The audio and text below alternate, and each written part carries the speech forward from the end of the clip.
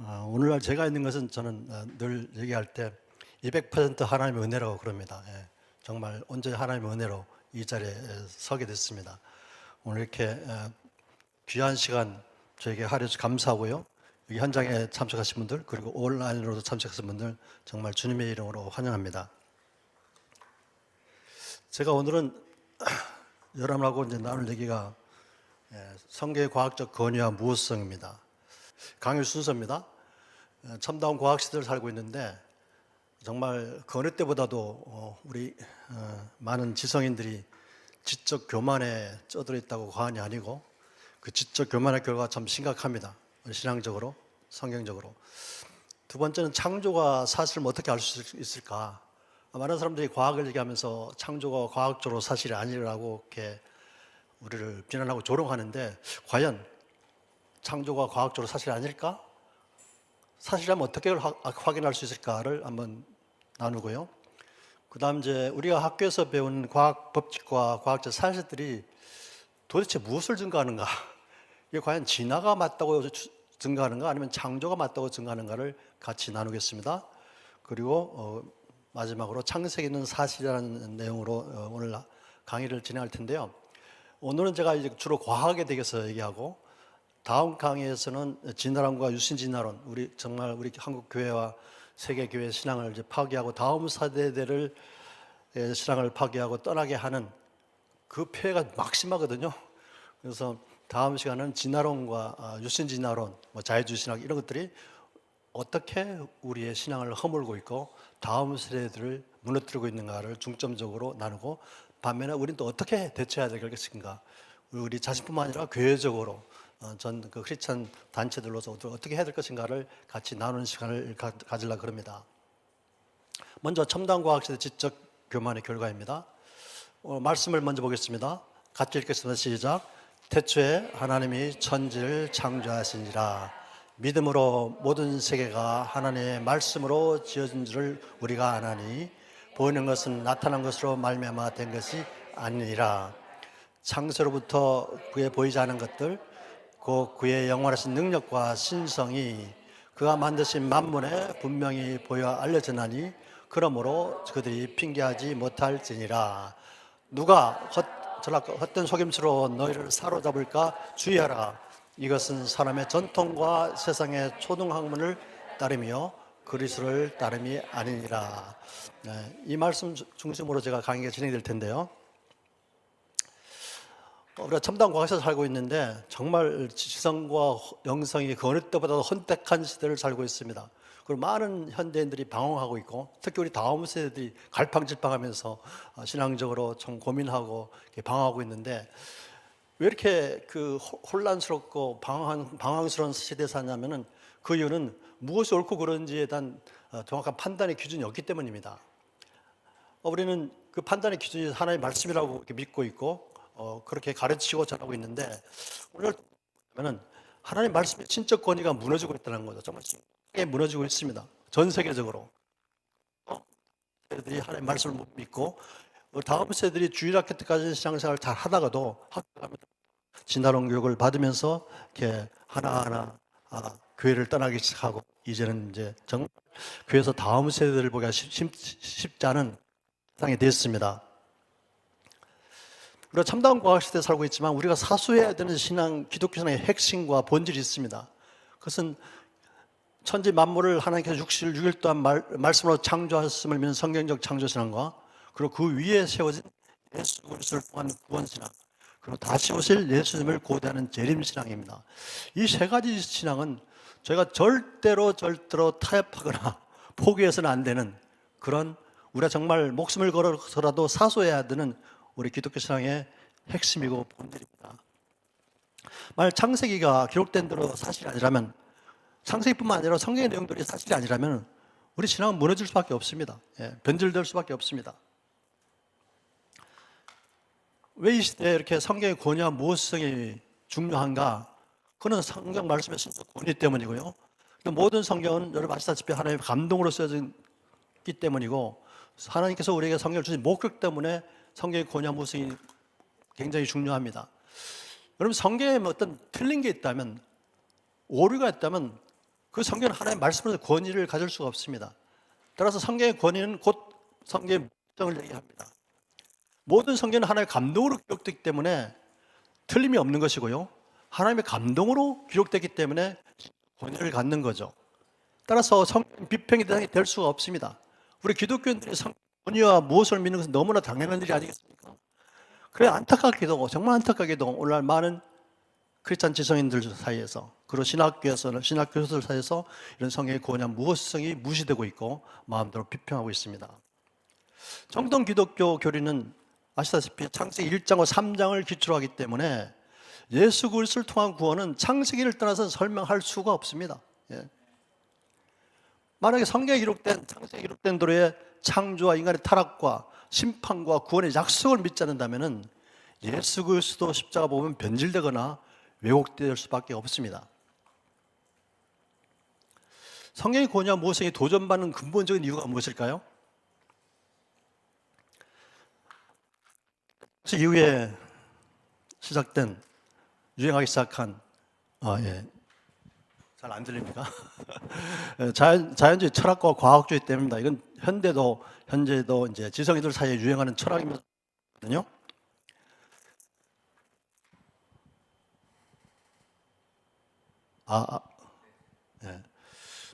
이 자연주의 철학과 과학주의는 자연과학만이 실제에 대한 진정한 지식을 제공한다는 믿음입니다.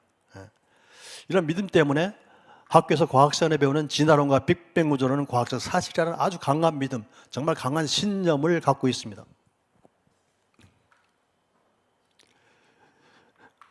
따라서 성경적 창조를 부정하고요, 성경의 권위와 무엇성을 부정하며 복음의 유일성까지도 부정하거나 왜곡시키고 변질시킵니다. 그렇게 해서 나온 게 성경 비평신학, 자유주의 신학, 유신진화론이 등장하고 지금 전 세계적으로 신학교에서 유행하고 있습니다. 지성인들은 이 성경 비평을 잘 해야 되고 또 성경 말씀을 우리가 알고 있는 이성과 지식과 학문과 철학으로 이해하고 해석해야지 지성인이라고 이렇게 주장할 정도로 그런 세상이 되어버렸죠, 사실은.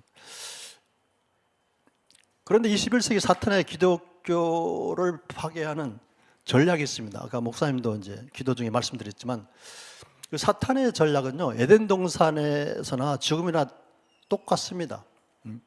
에덴 동산에서 선악과 사건 이후부터 현재까지도 사탄의 그 전략은 하나님을 믿지 말라가 아니고 하나님의 말씀을 믿지 말라는 겁니다. 하나님의 말씀을 믿지 말라. 그리고 사탄은 거짓 지식과 가짜 정보들을 양산해냅니다. 그 거짓 지식과 가짜 정보를 통해서 하나님의 말씀을 못 믿게 하는 거죠. 오늘날 하나님의 말씀을 못 믿게 하는 가짜 지식과 가짜 정보들이 뭡니까? 하나님이 없다고 하는 진화론, 유신 진화론이라든가, 그렇죠? 유물론적 진화론, 사상, 철학들이죠. 따라서 진리가 왜곡되고 하나님을 불신하게 됩니다. 그리고 많은 지성인들을 이용해서 자연주의 철학, 자연신학, 과학주의, 이성주의를 막 주장하게 하고, 이런 주장의 공통점 뭡니까? 하나님의 말씀보다 인간의 이성과 지식과 경험을 더 자랑하고 더 믿는 정말 지적 교만입니다.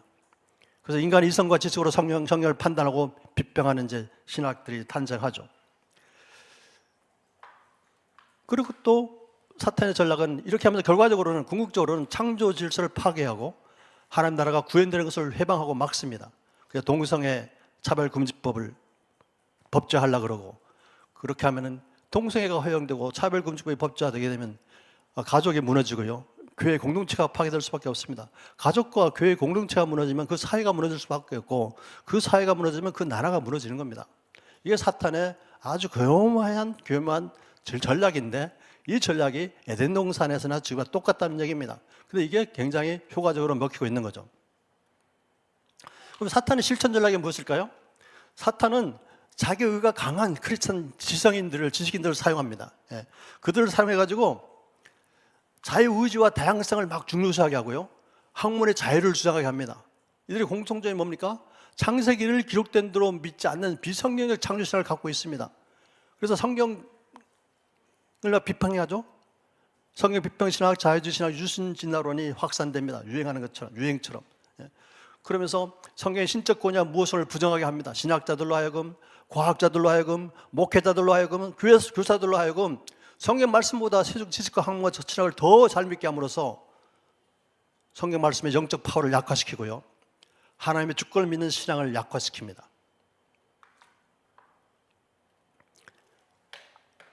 결과적으로는 성경적 창조신앙과 구원신앙, 재림신앙을 부정하거나 왜곡하고 변절시키게 됩니다. 이렇게 되면 어떤 결과가 나타납니까? 창조와 복음의 능력이 무력화되는 거죠. 다음 세대가 교회를 계속 떠날 수밖에 없습니다. 우리가 실천신앙도 약화될 수밖에 없습니다. 이게 사탄이 노리는 전략이고 실천 전략인 겁니다. 그럼 21세기를 사는 크리스찬 학자들과 지도자들, 특히 지도자들은, 다음 세대를 양육하는 지도자들은 내가 혹시 기독교 신앙을 파괴하는 사탄의 전략에 이용되고 있는 게 아닌지를 돌아보고 회개하고 깨어 있어야 합니다. 이게 정말 오늘날 저와 여러분이 가져야 할 우리 신학의 자세고요, 먼저 제 자신을 돌아보는 겁니다. 내가 혹시 나의 언행이, 나의 글이, 나의 말이 기독교 신앙을 파괴하는 사탄의 전략에 조금이라도 이용되는 게 아닌가를 정말 심각하게 고민하면서 돌아봐야 될 때라고 생각하고, 혹시 이런 일에 앞장서고 있는 분들이 있다면 정말 회개해야 됩니다. 우리가 말씀을 가르치고 전하는 자들이 가져야 할 신앙의 자세를 우리가 바울을 통해서 알 수가 있습니다. 고린도전서 2장 보게 되면요, 내가 너희 중에서 예수 그리스도와 그가 십자가에 못 박히신 것 외에는 아무것도 알지 아니하기로 작정하였습니다. 작정이 굉장히 중요합니다. 아무리 신앙이 좋은 사람도요, 하나님의 말씀을 믿기로 작정하지 않으면 자기 지식을 자랑할 수밖에 없습니다. 내 말과 내 전도하면서 설득된 인간의 지혜로 말로 하는 게 아니고, 다만 성령의 나타나는 순간 능력으로, 다만 하나님의 능력이 나타나게 해야 되지 않겠습니까? 근데 이게 오늘날 이게 그렇게 안 되고 있다는 얘기입니다.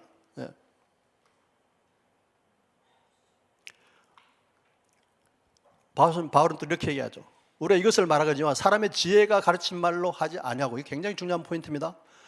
안타깝게도 오늘 많은 크리스찬 지성인들이, 신학교 교수님들이, 가르치는 자들이 하나님의 말씀이 아니고 성령의 능력과 지혜가 아니고 자기의 지혜로, 자기의 지성으로 막 가르치고 전하려고 그러거든요. 이게 심각한 문제 아니겠습니까? 오직 성령께서 가르치는 것으로 해야 되겠죠. 영적인 일은 영적인 것으로 분별할 수 있는 겁니다. 하나님의 말씀이 성령의 감동에 의해서 쓰여졌잖아요. 따라서 어떤 사람만이 하나님의 말씀을 가장 잘 깨달을 수 있겠습니까? 성령 충만한 사람이에요. 왜요? 성령의 감동이 있었기 때문에 성령 충만한 사람만이 하나님의 말씀을 제대로 이해하고 깨달을 수가 있습니다. 그렇지 않은 사람이, 성령 충만하지 않은 사람이 자신 이성과 지식과 사상과 철학과 경험을 중요시하는 사람들은 하나님의 말씀을 제대로 이해할 수가 없습니다. 깨달을 수가 없습니다. 오히려 이렇게 하는, 하나님의 말씀에 충실하게 전하는 사람들을 그들은 어리석은 자라고 우리를 비난하고 조롱합니다. 성경 비평신학, 자유주의신학, 유신진화를 주장하는 지성인들은 성경의 권위와 무엇을 믿는 사람들 다음과 같이 조롱합니다. 제가 이런 조롱을 많이 들은 사람입니다. 사실은 창세기에 기록된 대로 창조를 믿는 사람들은 반이성적이다, 반과학적이다, 지식적 불구자다, 근본주의자다, 문자주의라고 공격하죠. 그리고 어리석고 무식한 사람들만이 창세기에 기록된 것을 기록된 대로 믿는다고 이렇게 우리를 비난하고 조롱합니다. 그렇지 않습니까? 제가 이런 조롱을 많이 들었던 사람입니다.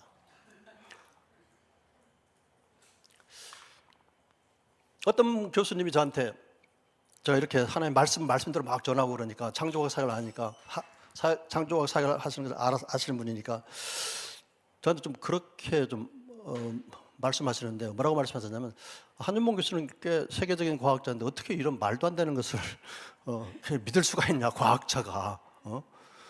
그러면서 당신 같은 사람을 극단적 근본주의자라고 이렇게 얘기한대요. 그래서 제가 머리를 이렇게 하고서는, 교수님 맞습니다. 제가 극단주의, 근본주의자입니다. 근데 제 신앙의 근본은 성경에 기록된 대로 하나님의 말씀을 믿는 게 제 신앙의 근본입니다 라고 얘기했어요. 그래서 교수님의 신앙의 근본은 무엇입니까? 하고 물어봤습니다. 대답했을까요? 대답 못하시더라고요. 저는 기꺼이 무식한 사람이 되겠습니다. 우리가 성경의 신적 권위를 수용하는 운동을 하는 사람들은요, 무식한 사람이 돼야 됩니다. 자발적으로 작정에 의해서 무식한 사람이 되지 않고서는 우리가 이 일을 감당할 수가 없다고 생각합니다. 제가 물어보는 게 있습니다. 성경의 말씀의 권위를 무시하고 무엇을 무시하는 사람들에게 제가 물어보는 게 있습니다. 당신의 신앙의 근본은 도대체 무엇입니까? 나는 하나님의 말씀대로 믿는 게 제 신앙의 근본입니다. 당신의 신앙의 근본은 도대체 무엇인가요?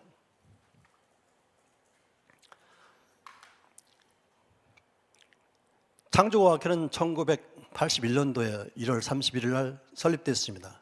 CCC 창립자인 김준곤 목사님, 김양길 총장님에 의해서 설립이 됐죠. 벌써 43년이 됐습니다. 이걸 설립한 목적은 창조를 부정하는 진화론으로부터 성경의 권위와 무엇성을 수호하기 위해서 설립된 겁니다. 우리 교회와 다음 세대를 지키기 위해서 설립된 단체입니다. 창조과학에 대한 많은 오해들이 있죠. 비난도 있고. 우선 창조과학이 뭐냐면은 성경에 기록된 창조가 과학적으로도 사실을 변증하는 종합과학입니다. 이 과학에서 변증 굉장히 중요합니다. 왜냐하면 특히 창조과학은 하나님의 창조를 실험적으로 증명할 수가 없잖아요. 따라서 우리가 알고 있는 여러 가지 사실과 법칙들을 가지고 논리로서 이게 맞다고 변증할 수밖에 없습니다. 하나님의 말씀을 변증하는 데는 문제가 있을 수 있지만 이 창조과학을 통해서 하나님의 말씀을 변증하는 데는 이 변증이 굉장히 중요한 도구입니다. 그리고 우리 창조과학회는 인간, 생물체, 우주 등에 내재된 질서와 조화가 우연이 아닌 전지전능하신 창조주 하나님의 지적 설계의 결과라는 것을 여러 가지 과학적 증거를 통해서 주장하고요. 또 이 시대가 만물의 기원에 대한 바른 시각을 갖고 창조주 하나님을 인정하며 경외하도록 이바지함을 목적으로 하고 있습니다. 우리 창조과학의 궁극적 비전은 성경적 창조신앙을 회복을 통해서 열방에 예수 그리스도의 복음을 전파하는 것이 우리 창조과학의 궁극적인 목표입니다. 그간 창조과학에 대한 비난과 오해가 참 많았죠. 저 43년 동안 이런 비난과 오해를 많이 받았는데요. 아직도 창조과학에 대해서 잘 이해를 못하신 분들이 많은 신학교 교수님들이, 목회자들이, 다음 세대 담당하는 청년 사역자들이 우리 창조과학회를 아직도 비난하고 오해하고 있습니다. 첫 번째는 한국 창조과학회는 안식교에서 출발한 단체이다. 결코 그렇지 않습니다. 여러분 인터넷에 한국 창조과학회 딱 쳐보세요. 이게 바로 나옵니다. 그리고 창조과학은 과학을 무시한다. 창조과학자는 과학을 무시한다는 얘기예요. 여러분, 제가 과학을 무시하는 세계적인 과학자입니까? 어떻게 과학을 무시해서 세계적인 과학자 4번이나 선정될 수 있습니까? 절대 그렇지 않습니다. 우리 창조과학에 훌륭한 과학자들 많이 있습니다. 그분은 누구도 과학을 무시하지 않습니다. 누구보다 훌륭한 연구를 하는 과학자들입니다. 결코 창조과학은 사이비 과학이 아닙니다. 그리고 창조과학자는 창조를 과학적으로 증명하려고 한다고 우리를 또 이렇게 얘기하는데 여러분, 이게 정말 잘못된 프레임입니다. 어떤 과학자도, 어떤 창조과학자도 하나님의 창조를 과학적으로 증명하려고 하지 않습니다. 그렇게 할 수도 없고요. 그리고 창조과학자는 성경을 뭐 과학적으로 읽는다고 막 이게 우리를 또 조롱해 비난하고 이런 얘기 들어보셨죠? 저는요, 과학자지만 성경을 과학적으로 절대 읽지 않습니다. 하나님의 말씀으로 읽습니다. 하나님의 말씀. 어떤 창조과학자도 성경을 과학적으로 읽는 그런 교만한 창조과학자는 없습니다.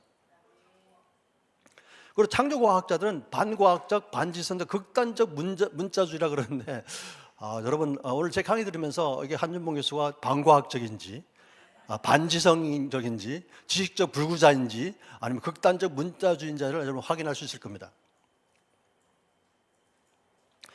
이렇게 창조과학을 비난하고 있지만 실상은 무엇을 비난하는 겁니까?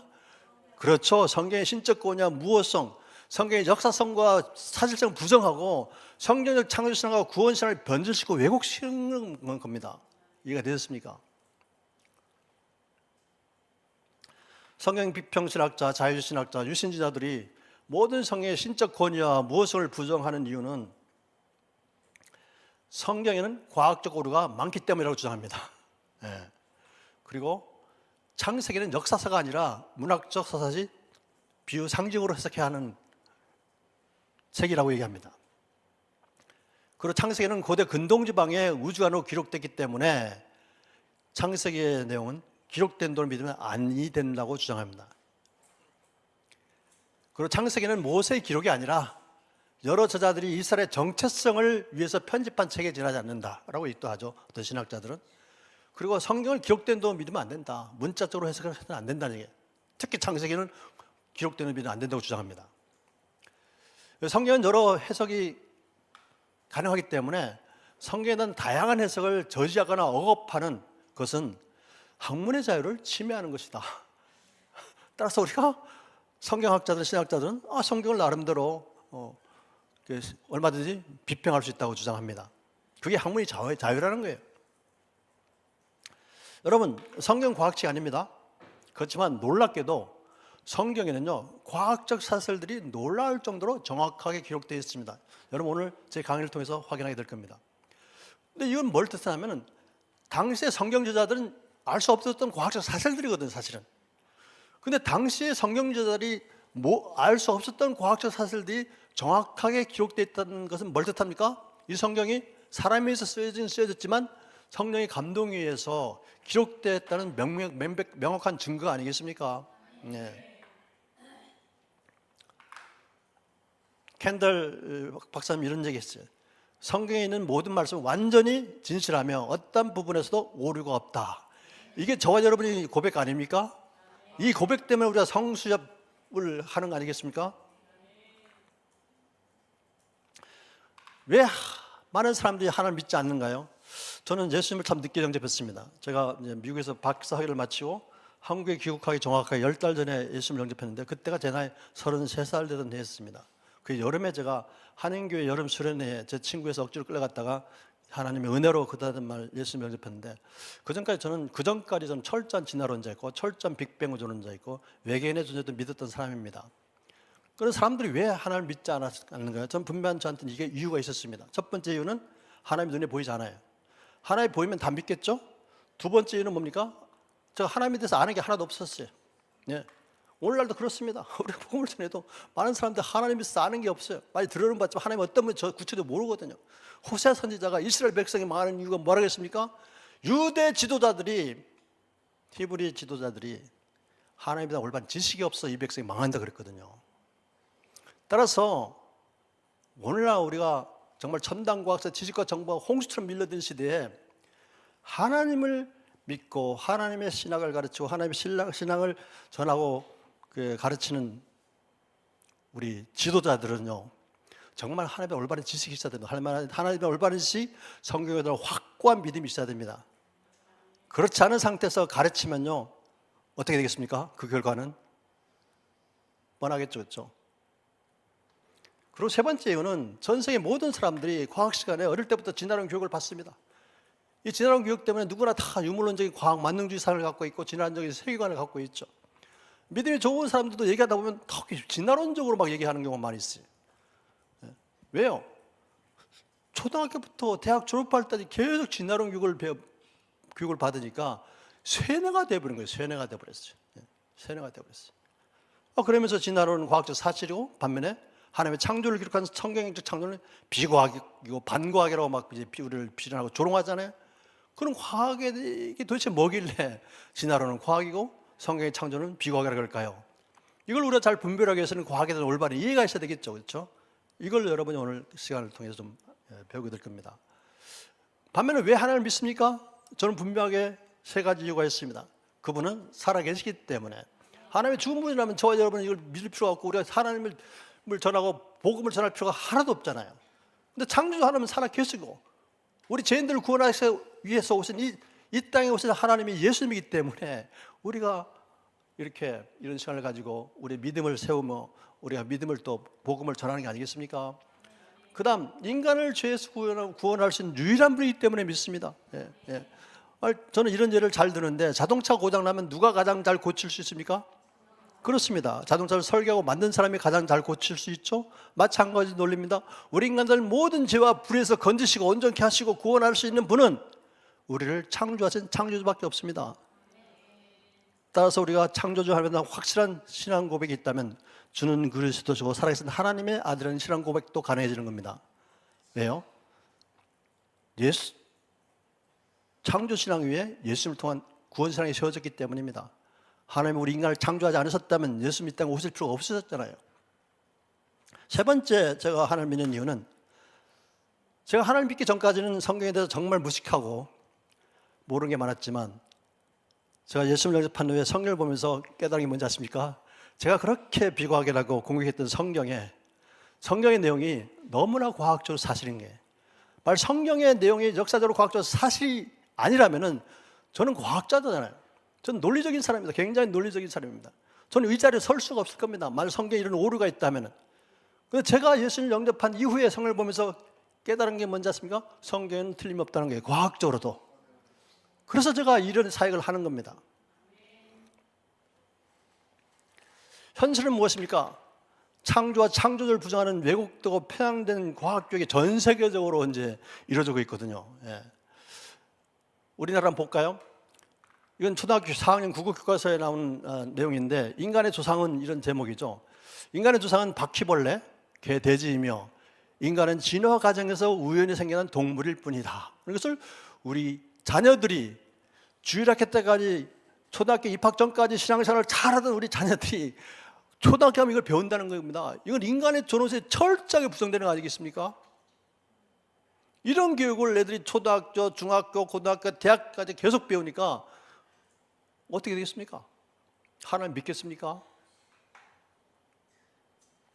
고등학교 교과서는 또 어떻게 나왔냐면, 나는 무엇이었을까라는 자기 정체성에 대한 그 궁금증에 대한 그런 내용인데요. 16년 전에 태어난 16살 난 학생입니다. 고등학교 1학년도 되겠네요. 나는 오래전 4발로 올라타던 나무에서 내려와 2발로 걷기 시작한 최초의 인간에서 시작된 나는 조상에서부터 내려온 유전자를 간직하고 있으며 머나먼 과거 지구에 처음 생긴 최초의 세포로부터 이어져 온 존재다라고. 이 문장에 참 여러 가지 문제점들이 많거든요. 과학적 문제점들이. 근데 일반인들은 이걸 모릅니다. 이게 뭐 어떤 문제점이 있는지. 예, 저는 너무 잘 알거든요. 이게 어떤 과학적 문제점이 있는 것을. 근데 이걸 그렇게 배우는 거예요. 우리 조상이 원숭이하고 같다는 겁니다.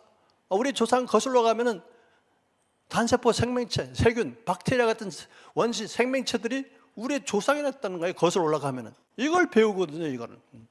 이런 걸 진화론을 이제 학교에서 과학 시간에 배우기 때문에, 예, 이제 대학교 가면서 좀 더 구체적으로 배우죠. 이후에 한 138년에 이후에 대폭발에서 만들어졌고, 대폭발이 생긴 이후에 은하계가 만들어지고, 우리 태양계도 만들어지고, 지구로도 만들어지고, 지구에는 원시 바다에서 생명이 없는 무기 물질들이 화학적으로 결합해서 어떤 유기 분자가 되고, 유기 분자들이 결합해서 아미노산이 되고, 아미노산이 결합해서 단백질이 되고, 원시 세포가 만들어졌다. 이 원시 세포가 최초의 생명체라는 얘기예요. 이 최초의 원시 생명체로부터 온갖 종류의 생명체들로 오랜 시간이 지나면서 진화 방법으로 진화됐다고 이렇게 배우는 거죠. 이걸 배웁니다, 이거를. 예. 근데 안타까운 사실은 이런 내용들을 배우는 건 좋은데, 이런 진화론의 내용들이 무엇이 문제인지를 절대 안 가르친다는 얘기입니다. 그냥 배우는 거죠. 교과서에 나오면 그냥 믿는 거예요. 이번에 뭐 이렇게 안창호 그 인권위원장님 그 청문회 보셨죠? 그 질문한 그 국회의원이 뭐라 그럽니까? 자기는 목회학 신학도 이제 했던 분이라는데, 자기가 진화론을 믿는 이유가 뭐라고요? 교과서에 나오기 때문에 믿는다고 얘기해요. 이게 말이 됩니까? 그러면서 우리 성경에 나오는 하나님의 기록을 믿는 안창호 위원장을 그렇게 막 공격하는 거예요. 자기는 교과서에 나오는 것을 믿으면서 우리는 성경 말씀을 보고 믿는 우리 믿음을 주장하는데, 그렇게 말도 안 되는 논리로 우리를 공격하고, 저는 막 열불이 납니다.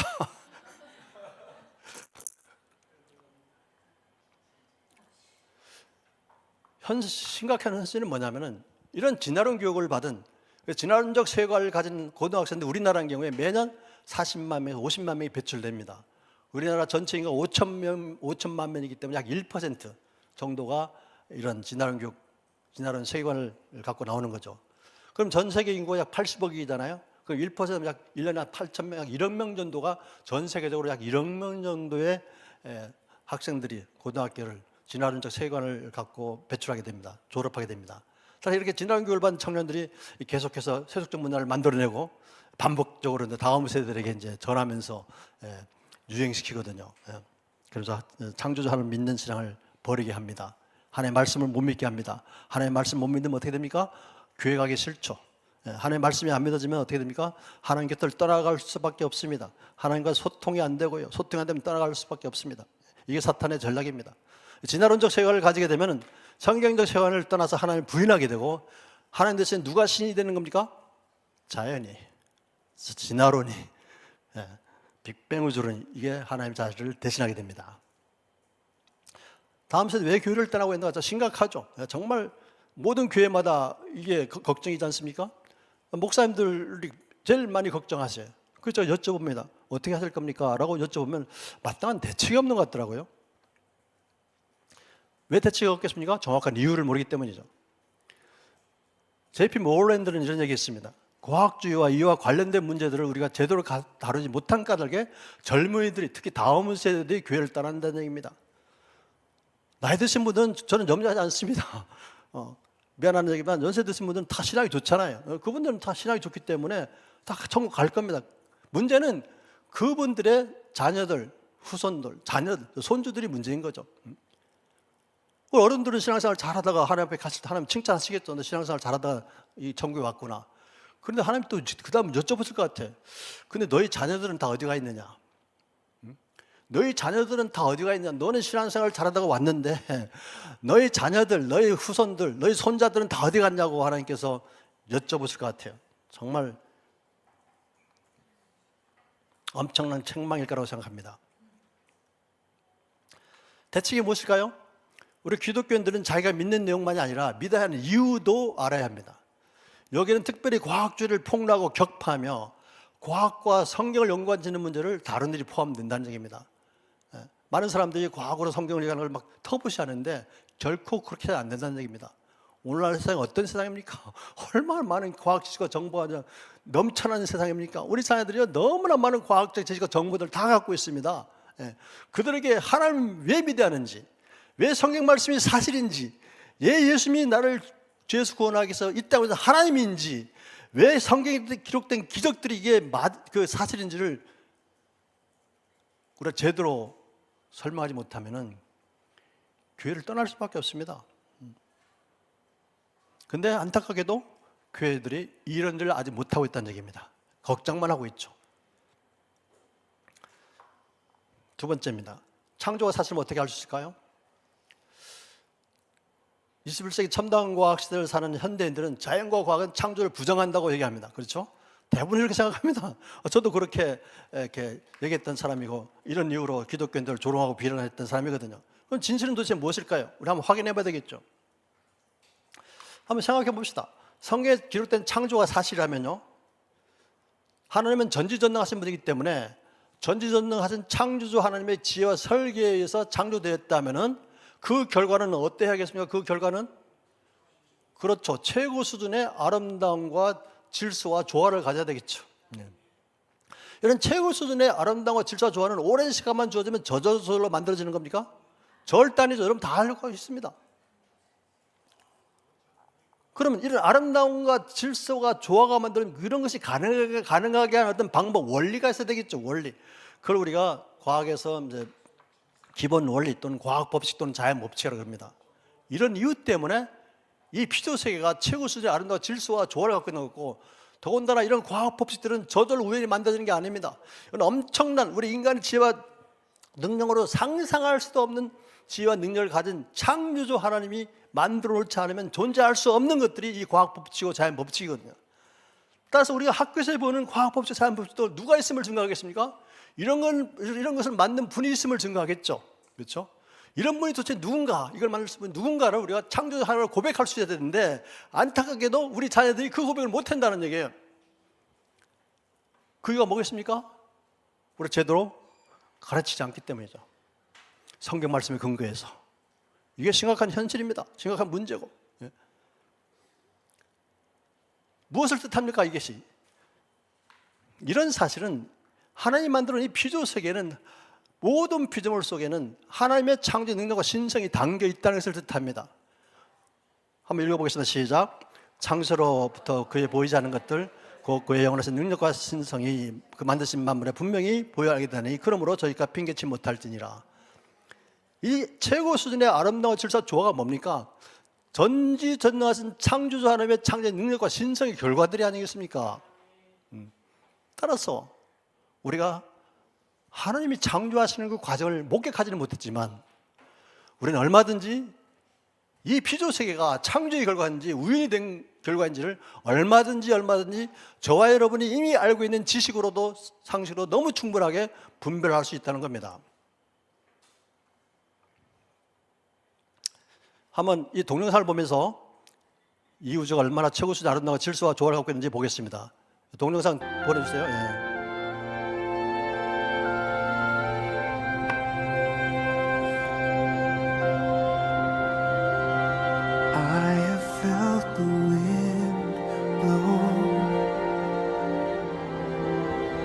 Whispering your name, I have seen your tears fall when I watch the rain.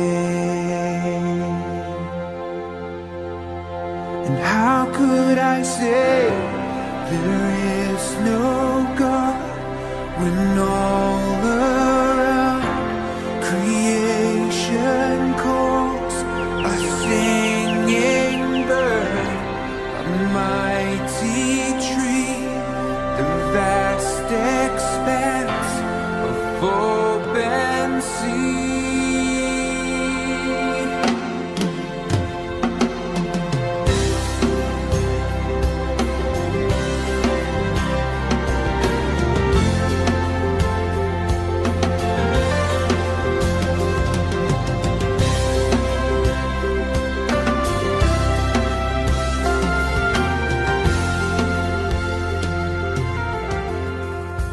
Gazing at a bird in flight, soaring through the air, lying down beneath the stars, I feel your presence there. I love to stand at ocean shore and feel the thundering breakers roar, through golden fields of grain, neath endless blue horizons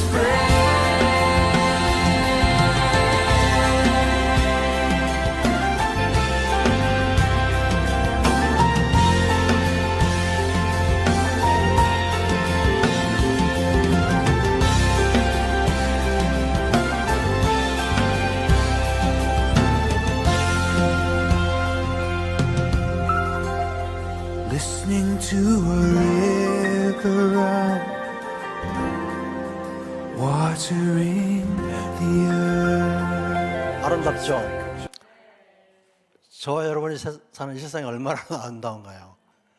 우리가 이렇게 죄로 인해서 타락하는 이 세상도 아름다운데 이 땅에 죄가 들어오기 전에 하나님의 창조 당시에 에덴 동산은 얼마나 아름다웠을까요? 하나님이 보시기에 좋았다라 그랬잖아요.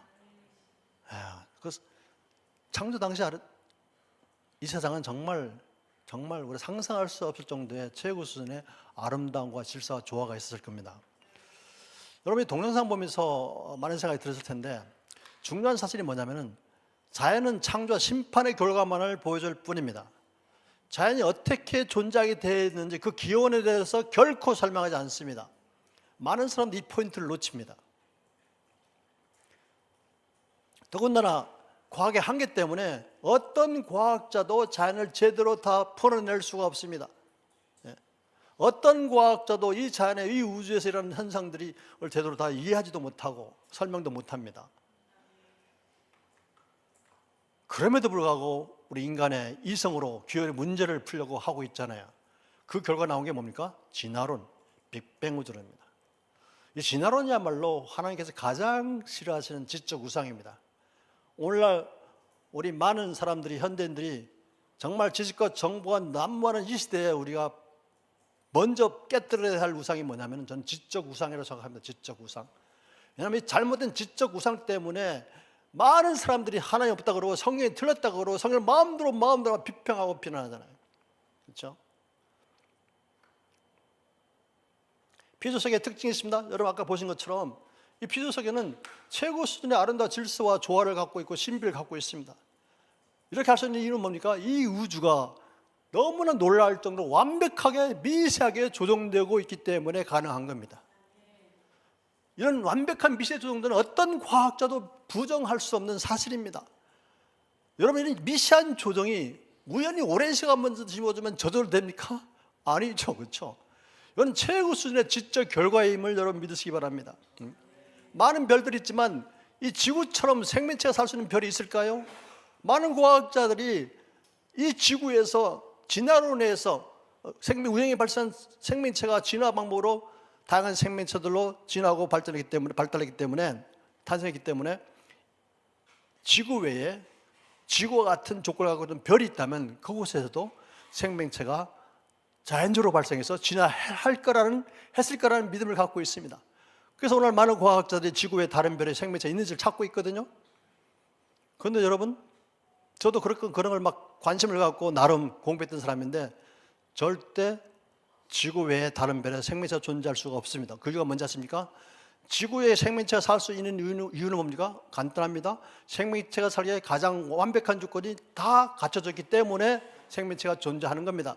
지구에 생명체가 살기에 필요한 조건들 중에 하나라도 제대로 안 갖춰졌다면 생명체가 아무리 지구와 같은 크기와 특성을 갖고 있는 별이라도 그곳에서 생명체가 존재할 수가 없습니다. 이건 진화로는 결코 설명할 수 없는 내용들이거든요. 이거는 뭘 뜻합니까? 창조주만이 할 수 있는 완벽한 창조의 결과임을 여러분 믿으시기 바랍니다. 로버트 보일이라는 물리학자가 있습니다. 이번 보일의 법칙이라고 이제 우리 학생들 중학교 때 배우거든요. 기체 법칙에서. 시계는 결코 우연히 생길 수 없다는 거죠. 여러분 다 아시죠? 시계는 절로 우연히 안 만들어지잖아요. 그 다음 말이 더 중요하죠. 시계보다 더 정교하게 움직이는 우주가 어떻게 창조주 없이 우연히 생길 수 있겠는가라는 겁니다. 이번에 훌륭한 창조 과학자입니다. 한번 생각해 봅시다. 여러분 아까 동영상에 보는 것처럼 모든 게 다 움직이고 있잖아요. 다 움직이고 있습니다. 눈에 보이건 보이지 않건 모든 것이 움직입니다. 그럼 질문이 뭘까요? 왜 움직일 수 있을까가 질문이겠죠. 여기에 대한 대답은 뭐겠습니까? 대답은 왜 움직일 수 있습니까? 누군가 힘을 가하기 때문에 움직이는 거잖아요. 어떤 힘이 작용하기 때문에 움직이는 거죠, 그렇죠? 그럼 이런 사실은 뭘 뜻합니까? 이런 사실은 이 사실은 무엇을 뜻합니까? 그렇죠. 누군가가 움직이게 하셨다가 아니겠습니까?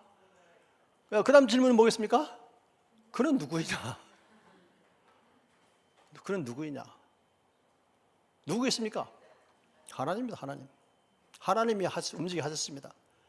욥기서 38장 32, 33절 보면 이런 말씀이 있습니다. 네가 별무리를 계절에 따라 이끌어낼 수 내고 큰 곰자리 작은 곰자리 별무리를 인도할 수 있느냐?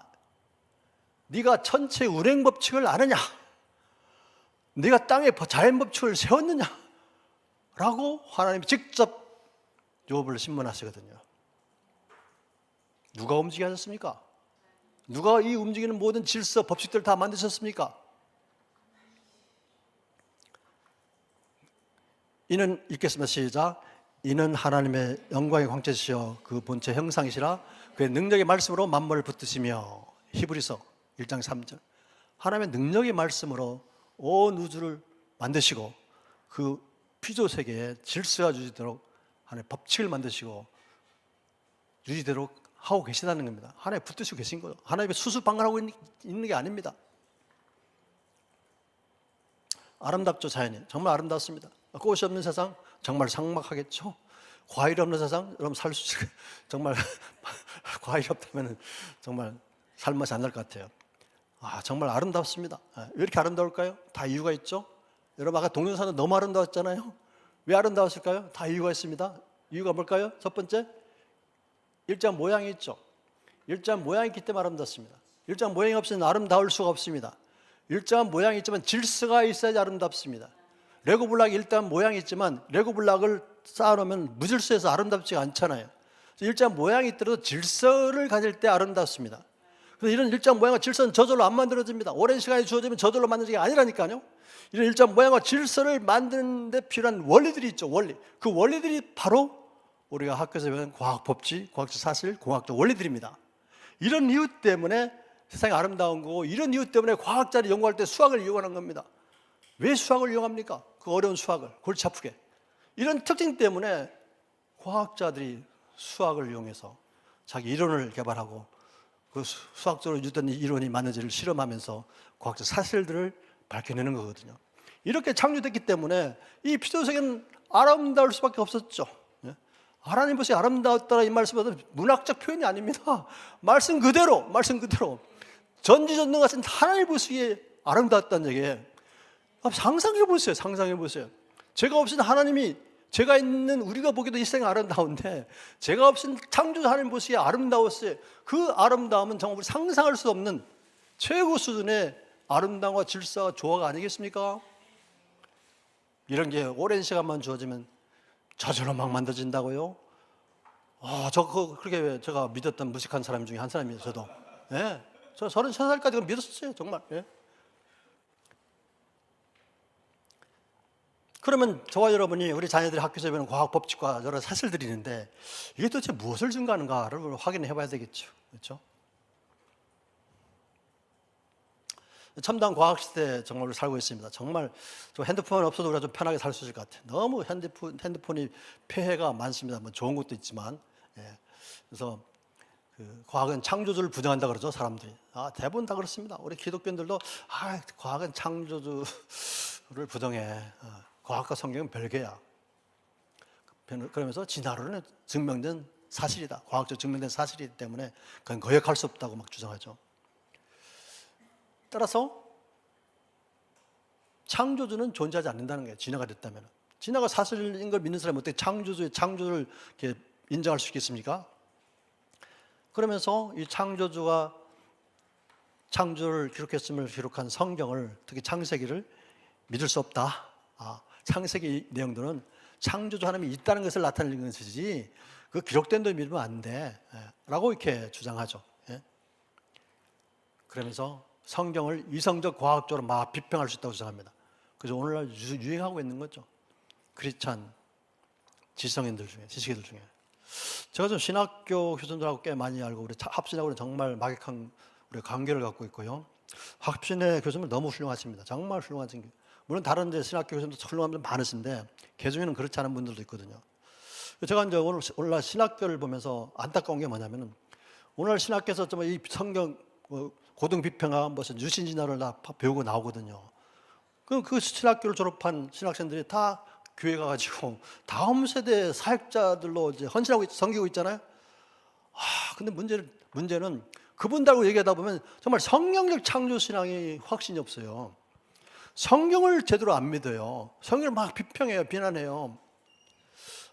그래서 제가 신학교를 생각할 때마다 안타까운 게 뭐냐면 오늘날 신학교에는 신학은 있지만 신앙이 없구나. 신앙이 없구나. 오늘날 신앙이 없는 신학자들이 배출되면은 그들이 다음 세대를 세우는 사역에 투입된다면은 다음 세대들이 신앙이 어떻게 언제 설 수 있겠습니까? 다 무너지는 거죠. 다 무너져. 이게 오늘날 심각한 문제고 정말 이 문제를 우리가 신학교에서부터 해결하지 않으면은 우리 한국의 다음 세대는 없습니다. 저는 그렇게 정말 단언적으로 얘기할 수 있는데요. 저는 신학자는 아닙니다. 신학자 알아서 아닌 사람이 막 함부로 얘기해서 뭐 그런지 모르겠지만 신학자가 아니니까 제가 이런 얘기 할 수 있을지 모르겠습니다. 과학이 도대체 무엇이냐? 이게 전부 다 과학하고 연결된 내용들이잖아요. 과학이 도대체 무엇이길래 사람들이 과학을 들먹이면서 하나님 없다 그러는가? 제가 옛날에 그랬던 것처럼 오늘날 많은 사람들이 과학을 얘기하면서 많은 세속적인 과학자들이 창조자를 비난하고 무시하고 하나님의 말씀을 마음대로 무시하고 변개하고 왜곡시키고 변절시키고 있잖아요. 이 과학에 대해서 우리가 좀 더 구체적으로 보겠습니다. 좀 이렇게 우리가 크게 과학은 실험과학과 역사과학으로 나눕니다. 실험과학은 자연의 여러 현상들에 대한 체계적인 연구를 하는 건데 이런 실험과학은 자연과학이라고 얘기하기도 합니다. 즉 실험과학과 자연과학은 같은 얘기입니다. 이 실험과학 또는 자연과학은 실험을 굉장히 중요시하죠. 어떤 이론을 자연을 탐구해서 어떤 이론을 만들고 그 이론이 사실인가를 확인하기 위해서 실험을 하거든요. 그래서 실험 결과가 반복적으로 똑같은 결과가 나오면 그 이론은 과학적 사실이나 법칙이 돼서 발표가 되는 겁니다. 반면에 귀여운 과학이 있습니다. 역사과학 또는 귀여운 과학이 있습니다. 예. 역사과학 또는 귀여운 과학이라 그러는데 이건 과거 사건에 대한, 과거 역사적 사건에 대한 어떤 체계적인 연구를 하는 게 역사과학 또는 귀여운 과학이라 그럽니다. 이 역사과학을 우리가 얘기하려면은 그 과거 사건에 대한 증거가 있어요. 증거물이 있어야 됩니다. 그리고 현장 증인이 있어야 되고 또 기록물이 있어야겠죠. 정확한 기록물. 그걸 실험적으로 증명할 수가 없습니다. 예. 증명할 수가 없어. 이게 역사과학 또는 귀여운 과학의 한계점이죠. 근데 오늘 많은 과학자들이, 실험과학을 하는 많은 자연과학자들이 지구와 우주와 생명의 기원에 대한 연구를 하고 있잖아요. 그렇지만 우리 인류 역사상 지구와 우주, 생명의 기원에 대한 기록은 인류 역사에는 없습니다. 그럼에도 불구하고 다행히 성경에는 있다는 얘기입니다. 성경에 다행히 있다는 게 너무나 감사하죠. 창조론과 진화론은 둘 다 귀여운 과학입니다. 따라서 이건 과학적으로 증명할 수가 없습니다. 이 화면을 좀 켜주시죠. 네. 과학적으로 증명할 수가 없습니다. 그러면은 우리가 궁금한 게 있죠. 과학적으로 증명할 수 없을 경우에 어떻게 진위, 옳고 그름을 어떻게 판단할 수 있는가 하는 거예요. 어떻게 창조가 맞는지 진화가 맞는지 우리가 어떻게 분별할 수 있냐는 거예요. 그렇죠? 여러분 어떻게 하겠습니까? 모든 과학 이론에는요, 그 이론을 만드는 데 필요한 가정이 있습니다. 가정. 예. 그 이론을 유도하는 데 사용한 가정들이 우리가 알고 있는 과학 법칙과 과학적 사실들의 논리적으로 맞는지를 검토해 보면 됩니다. 진화론도 기본 가정이 있습니다. 빅뱅 우주론도 기본 가정이 있습니다. 제가 다음 시간에 얘기했지만 진화론과 빅뱅 우주 기본 가정은 전부 다 우리가 알고 있는 과학적 사실들로 논리로 설명할 수 없는 잘못된 가정들입니다. 그래서 가정이 잘못됐으면 거기서 출발하는 이론은 틀릴 수밖에 없겠죠. 그렇죠? 그래서 제가 과학자로서 진화론과 빅뱅 우주론이 자꾸 틀렸다고, 과학적으로 사실이 아니라고 제가 얘기하고 다니는 거죠. 그래서 동료 과학자들한테는 제가 욕을 먹지만 그런 일을 우리가 하고 있는 겁니다. 우리 창조과학계 멤버들이. 두 번째 방법은 뭐냐면, 진화론이건 빅뱅 우주론이건 창조론이건 그 이론의 결과들이 있잖아요. 우리가 창조론자들이 주장하는 결과, 진화론자들이 주장하는 결과, 빅뱅 우주론자들이 주장하는 결과들이 있잖아요. 그 결과들이 우리가 이미 알고 있는 과학 법칙과 사실들을 바탕으로 잘 설명할 수 있고, 또 그걸 바탕으로 예측이 가능한지를 검토해보는 거죠. 이게 가능하면 이게 창조론이 맞는지 진화론이 맞는지 과학적으로 증명할 수는 없지만 얼마든지 논리적으로 변증 또는 확인할 수 있다는 얘기입니다. 그럼 도대체 과학이 무엇인가부터 알아야 되겠죠, 그렇죠? 일반적으로 저와 여러분이 사용하고 있는 과학은 일반적으로 자연과학을 얘기합니다. 자연과학, 역사과학을 얘기하는 게 아닙니다. 자연과학을 얘기해요. 그럼 자연과학의 정의가 무엇인가? 많은 사람들이 과학이라는 말을 막 쓰죠. 정말 오늘날 정말 평생 살면서 가장 많이 사용하는 단어가 있다면 아마 과학일 겁니다. 과학. 그리고 가장 많은 혜택을 누리는 게 있다면 그게 뭡니까? 과학의 혜택을 누리고 있는 것이죠. 사람들은 어떤 말을 반복해서 듣거나 그 혜택을 누리면 그걸 잘 이해하는 걸로 착각을 해요. 그 대표적인 게 과학입니다. 과학. 과학이 무엇입니까? 한번 여쭤보세요. 여러분 막 과학을 얘기하면서 막 창조가 틀렸다, 뭐 하나님 성경이 틀렸다 그런 사람한테 여러분 반문해 보세요. 혹시 형제님은, 자매님은 과학이 뭔지 아십니까? 과학의 정의가 무엇일까요? 하고 여쭤보세요. 제대로 대답하는 사람 아마 없을 겁니다. 아무리 훌륭한 지식인이라 하더라도. 자연과학의 정의는 너무 심플합니다. 과학은 자연 속에 숨겨진 비밀들이 있는데 그 비밀들을 찾아내 실험적으로 밝히는 것을 우리가 자연과학이라 그럽니다. 일상의 모든 것들은 고유한 특성들, 비밀들이 있잖아요. 그렇죠? 그리고 일상은 움직이고 있잖아요. 또 움직이는 원리가 있죠. 그 전부 다 비밀들입니다. 그런 자연 속에 숨겨진 그 비밀들을 찾아내어 밝히는 게 과학이기 때문에 이렇게 밝혀진 비밀들이 과학 법칙, 과학적 사실들이잖아요. 그럼 이렇게 밝혀진 비밀에 해당하는 과학 법칙과 사실들은 무엇을 뜻하겠습니까? 무엇을 뜻하겠습니까? 그런 비밀을 만든 분이 있음을 뜻하지 않겠습니까? 비밀에 대한 팩트가 뭡니까? 비밀은 스스로 존재하지 않는다는 게 비밀에 대한 사실이잖아요. 어떤 비밀도 스스로 존재할 수가 없습니다. 비밀이 있다는 사실은 누군가가 그 비밀들을 만들어서 숨겨놨기 때문에 존재하는 거잖아요. 그럼 위대한 과학들이 밤새 연구해도 찾을까 말까 엄청난 비밀이 곳곳에 모든 피조물 속에 다 들어있거든요. 그 비밀들을 찾아내기 위해서 과학자들이 밤새 연구하는 게 아니겠습니까? 그 비밀이 뭐냐 도대체? 누가 이 피조 세계의 모든 비밀을 만들었을까?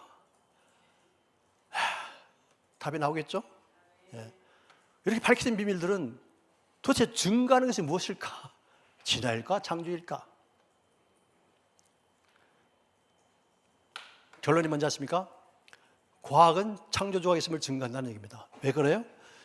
과학은 자연 속에 숨겨진 비밀들, 저는 그 비밀을 창조의 비밀이라 그러는데, 이런 창조의 비밀들을 찾아내 밝히는 게 과학이기 때문에 과학은 창조주와 뗄래야 뗄 수 없는 관계를 갖고 있고, 그런 비밀을 밝히는 과학적 사실과 법칙들은 그런 비밀을 만드신 창조주가 계심을 증거할 수밖에 없는 겁니다. 따라서 그런 창조주 하나를 믿는 우리 기독교 신앙은 더 이상 반과학이 아니고 비과학이 아니라는 얘기입니다. 이게 제가 무슨 궤변을 들어오는 게 아닙니다. 지금 제가 여러분 앞에서 창조주 하나님 우리 말씀을 좀 변증하고 있습니다. 변론하고 있습니다. 변호하고 있습니다. 우리 변호사님 계시지만, 피조세계의 비밀들은 전지전능하신 창조주 하나님의 창조의 능력과 신성의 결과들입니다. 로마서 1장 20절에 확인한 것처럼, 그렇죠? 예.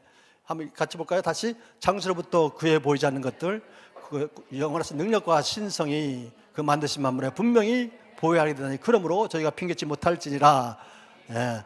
다시 또 읽겠습니다. 시작. 믿음은 바라는 것들의 실상이요 보이지 않는 것들의 증거니, 믿음으로 모든 세계가 하나님의 말씀으로 지은 줄 우리가 아나니, 보이는 것은 나타난 것으로 말미암아 된 것이 아니니라. 아멘. 이거는요 과학의 문제가 아니라는 얘기입니다. 이건 믿음의 문제입니다. 왜냐하면 하나님의 창조 현장을 누구도 목격한 적이 없고, 누구도 창조를 과학적으로 증명할 수 없기 때문에 과학적으로 증명할 수 없는 것은 과학의 문제를 벗어난 겁니다. 따라서 이런 사실은 창조주 하나님 계시고, 그 하나님이 온 우주 만물을 다 창조하셨으며 우리 인간들 하나님의 형상대로 창조한 그 사실은 믿음으로 받아들인 거예요. 따라서 이건 과학의 문제가 아니라 믿음의 문제인 겁니다. 그런데 이 믿음의 문제를 자꾸 과학의 문제로 끌고 가면은 뭐가 문제가 있습니까? 본질이 훼손되는 거죠. 예, 본질이 흐려지고 본질이 왜곡되고 부정됩니다. 일상에 나타나는 모든 것들은 나타나 있기 때문에 존재하는 게 아니거든요. 진화론은 이 나타난 것을 보고 이렇게 얘기합니다. 나타난 것을. 이 나타난 것들이기 때문에 과거로 거슬러 가면 지금에서 이런 현상들 똑같게 적용해서 과거로 가면 이게 진화된 거다 이렇게 주장하는 게, 나타난 것은 우리가 보이기 때문에 나타나는 게 아니라는 얘기죠. 그렇죠? 예, 보이지 않는 것, 그 보이지 않는 것이 뭡니까? 하나님의 창조의 능력과 신성이 그 지혜잖아요. 따라서 우리가 하나님이 없다고 얘기 못하는 거죠. 이거는 제가 과학자로 얘기하는데요, 절대 과학의 문제가 아닙니다. 믿음의 문제입니다. 믿음의 문제, 세계관의 문제죠. 예. 내가 어떤 믿음을 갖고 있느냐에 따라서 그 사람의 인생이 결정되고 세계관이 결정되고, 많은 사람들에게 선한 영향을 끼칠 수도 있고 악한 영향을 끼칠 수도 있는 겁니다. 생각해 봅시다. 많은 과학자들이 자연과학을 연구하게 되면 기원의 문제를 풀 수 있다고 생각합니다. 그렇게 주장하죠. 저도 그렇게 주장했던 사람입니다. 그러면 자연과학이 기원의 문제를 풀 수 있을까요? 라는 겁니다. 자연과학은 크게 세 가지 학문이 있습니다. 물리, 화학, 생물이죠. 예. 물리는 뭡니까? 이 피조세계적인 물질, 에너지, 힘이 자연에서 어떻게 작동하는지 그 작동 원리를 연구하는 학문입니다. 화학은 뭘까요? 모든 것이 다 원자, 분자로 되어 있잖아요. 그러면 이 원자, 분자들이 어떻게 작용하고 작동하고 반응하는지를 연구하는 학문입니다. 그리고 생물은 뭘까요? 생물은 모든 생물체들이 생명현상이 일어나는데 그 생명현상들이 어떻게 일어나고 어떻게 작동하는지를 연구하는 학문이거든요. 이 공통점이 뭡니까? 다 작동이죠. 작동. 따라서 우리가 자연과학을 한 문장으로 이렇게 정의한다면은, 자연과학은 천지만물의 작동 원리를 규명하는 것이지 기원에 대해서 연구하는 학문이 아니라니까요. 이 사실을 모르면은 막 자연과학을 연구하면은 기원의 문제를 풀 수 있다고 막 주장하거든요. 제가 그렇게 주장했던 사람 중에 한 사람이면 저도. 근데 지금은 안 해요. 왜요? 제가 과거에는 정말 무식함이 충만했거든요. 지금도 무식하지만 과거에는 더 무식했어요. 과거에는 정말 더 무식했어요. 하나님을 믿어서 좀 똑똑해지는 것 같아요. 이런 피조세계의 작동 원리는요, 오랜 시간이 주어지면 저절로 만드는 게 아닙니다. 예, 이런 작동 원리를 밝히는 게 과학 법칙이고 과학 사실들이잖아요. 이거는 창조주 하나님의 놀라운 지식적 설계의 결과임을 여러분 믿으시기 바랍니다. 예. 고전물리가 있습니다. 우리 고전물리는 뉴턴의 운동역학과 맥스웰의 전자기하학을 우리가 고전물리라 그러는데, 이 고전물은 거시세계, 커다란 우리 눈에 보이는 거시세계의 거동, 힘과 운동을 다루는 것을 우리가 물리, 고전물리라 그럽니다. 뭐 천체 운동이라든가 우주선이 발사한다, 뭐 수포 중계할 때 막 그렇게 우리 움직인다. 이게 전부 다 이제 고전 물리거든요. 거짓 세계의 거동을 다루는. 근데 눈에 보이지 않는 세계도 있죠. 미시 세계. 이 미시 세계에 대한 거동을 다루는 물리학이 현대 물리인데요. 이건 아인슈타인 상대성 이론과 양자역학이라는 게 있어요. 양자역학. 여러분 양자역학 여러분 굉장히 많은 사람들이 관심을 갖고 뭐 유튜브에도 보면 굉장히 많이 나와 있는데 이런 미시 세계는 우리 원자라든가 눈에 안 보이잖아요. 그 원자는 또 이렇게 전자들이 있습니다. 또 광자, 빛, 알갱이, 빛, 알갱이도 사실은 눈에 보이지 않는 아주 작은 건데 이런 것들을 우리가 다 다루는 이런 미시 세계의 거동을 다루는 물리학이 현대 물리를 할 수 있습니다. 이 대표적인 게 나노 기술이라든가 현대 물리 이런 미시 세계를 다루는 기술이 나노 기술. 제가 나노 과학자입니다. 예. 그리고 반도체 기술, 양자 컴퓨터 등 이런 것들이 전부 다 미시 세계에 적용되는 그 원리들, 물리 법칙들을 이용해서 개발하는 기술들입니다. 저는 이제 화학을 기본으로 하는 나노 과학자입니다. 그래서 저는 이 양자역학이라는 걸 굉장히 많이 이용하거든요. 그래서 이런 것들을 보여서 제가 공부하고 연구하고 저기 하면서 느낀 게 뭐냐면은 정말 하나님의 창조는 놀랍다는 거예요. 놀랍다. 정말 놀랍습니다. 왜냐하면 세계에서 가장 위대한 과학자들도 그 비밀, 그 오묘한 비밀을 찾아내기 위해서 밤새 연구하고 있고 그 비밀의 결과는 너무나 놀라운 거예요. 너무나 놀라워. 이런 비밀들이 저절로 만들어진다고요? 저는 옛날에 저절로 만들어진다고 주장했던 사람이지만 결코 결단코 never ever 그렇게 될 수 없다는 얘기입니다. 성경 과학책이 아니지만 성경에는 정말 놀랍게도 과학적 내용들이 많이 있고 그 내용들이 너무나 과학적 사실과 잘 일치합니다. 우리 확인해 보겠습니다. 시간이 허락하는 데서. 우주에 3대 기본 요소가 있습니다. 시간, 공간, 물질을 우주의 3대 기본 요소라고 하는, 여러분 다 사용하잖아요. 그렇죠? 과학자들이 연구할 때 반드시 사용하는 게 시간, 공간, 물질입니다. 그럼 저는 이게 참 궁금했어요. 예수를 믿기 전에, 하나님이 계심을 알기 전에 내가 평상시에 사용하고 있고 연구할 때 반드시 사용하고 있는 시간, 공간, 물질이 어떻게 존재하게 됐을까라는 그런 궁금증이 있었습니다. 이런 궁금증에 현대과학은 절대 해답을 주지 않습니다. 그런데 그 해답이 어디 있는지 아십니까? 놀랍게도 성경 펴자마자 바로 나옵니다. 너무 놀랐습니다. 여러분 시간, 공간, 물질이 스스로 존재할 수 없는 거잖아요. 스스로 존재할 수 있습니까 여러분? 스스로 존재할 수 없습니다. 스스로 존재할 수 없다면 누가 만들었겠죠. 그렇죠? 누가 만들었을까요? 하나님. 그렇죠. 그 말씀 어디 있습니까? 그렇죠. 오늘 여러분 읽었습니다. 태초에 하나님이 천지를 창조하시니라. 태초에 in the beginning 시간은 창조됐다는 얘기입니다. 하늘 천자 우주 공간을 얘기합니다. 지는 지구 내 물질 그 자체잖아요. 놀랍게도 창세기 1장 1절은 이 땅에 이 우주에 전능하신 창조주가 계셔서 시간, 공간, 물질을 창조하셨음을 설하는 말씀이기도 합니다. 하나님은 스스로 존재하시는 분이잖아요. 하나님 스스로 그렇게 소개하잖아요. 모세에게. 나는 스스로 존재하는 사람. 여러분 스스로 존재하시는 하나님은 창조주이기 때문에 스스로 존재할 수 없는 시간, 공간, 물질들을 포함해서 온 우주 만물을 창조할 수 있지 않겠습니까? 많은 사람들이 하나님을 증명하면 내가 믿겠다 그럽니다. 과학적으로 증명해봐라? 못합니다. 왜 그런지 아십니까? 과학적 증명의 대상은요 스스로 존재하는 게 아닙니다. 다 피조된 것들, 다 만들어진 것들이, 피조된 것들이 과학적 증명의 대상이지 스스로 존재하는 것은요 과학적 증명의 대상이 될 수도 없고 증명할 수도 없습니다. 근데 하나님은 놀랍게 하나님은 뭐라고 소개합니까? 어떤 분이 소개합니까? 나는 I'm who I am. 나는 스스로 존재하는 자라고 하나님 스스로를 이렇게 소개하시잖아요. 따라서 스스로 존재하시는 하나님은 스스로 존재하지 않는 시간, 공간, 물질, 판, 우주 만물 모든 것을 다 창조할 수 있지 않겠습니까? 이거는 과학의 문제가 아니라 무슨 문제? 믿음의 문제입니다. 믿음의 문제. 이걸 헷갈리기 시작하면요 막 성경 이상해 보이고 성경 내용이 다 틀린 것 같고 많은 사람들, 다음 세대들 혼란스럽게 합니다. 영적으로, 신앙적으로, 지식적으로 뿐만 아니라. 에너지 물질이 이 우주에 가득해 있거든요. 에너지 물질 스스로 만들 수 있을까요? 저는 옛날에 에너지 물질 스스로 존재했다고 믿었었어요. 근데 제가 예수를 영접하고 성경을 보면서 내 생각이 틀렸다는 걸 알았어요. 내가 정말 무식했었구나. 에너지 물질이 스스로 존재할 수 없다면 창조의 결과겠죠.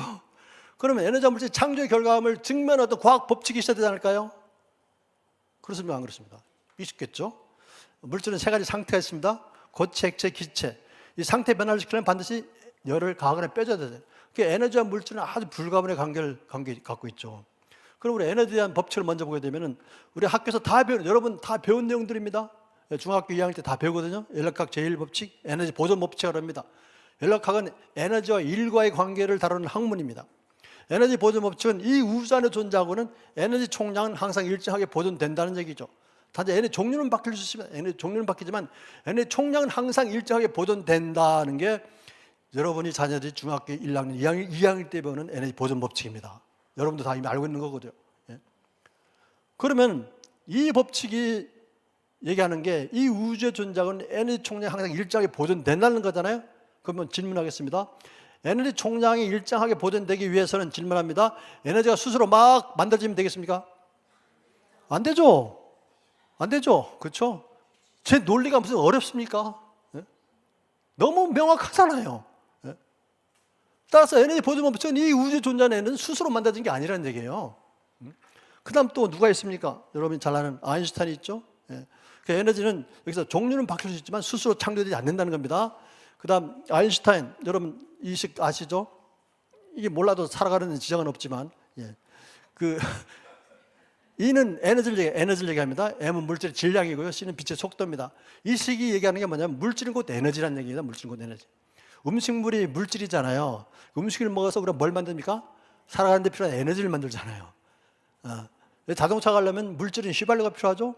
휘발유 갖고는 화학적 에너지를 기계적 에너지로 변화시키면서 자동차 굴러갑니다. 물질은 곧 에너지라는 얘기예요. 따라서 에너지에 대한 과학 법칙이 있으면 물질에 대한 과학 법칙도 있겠죠.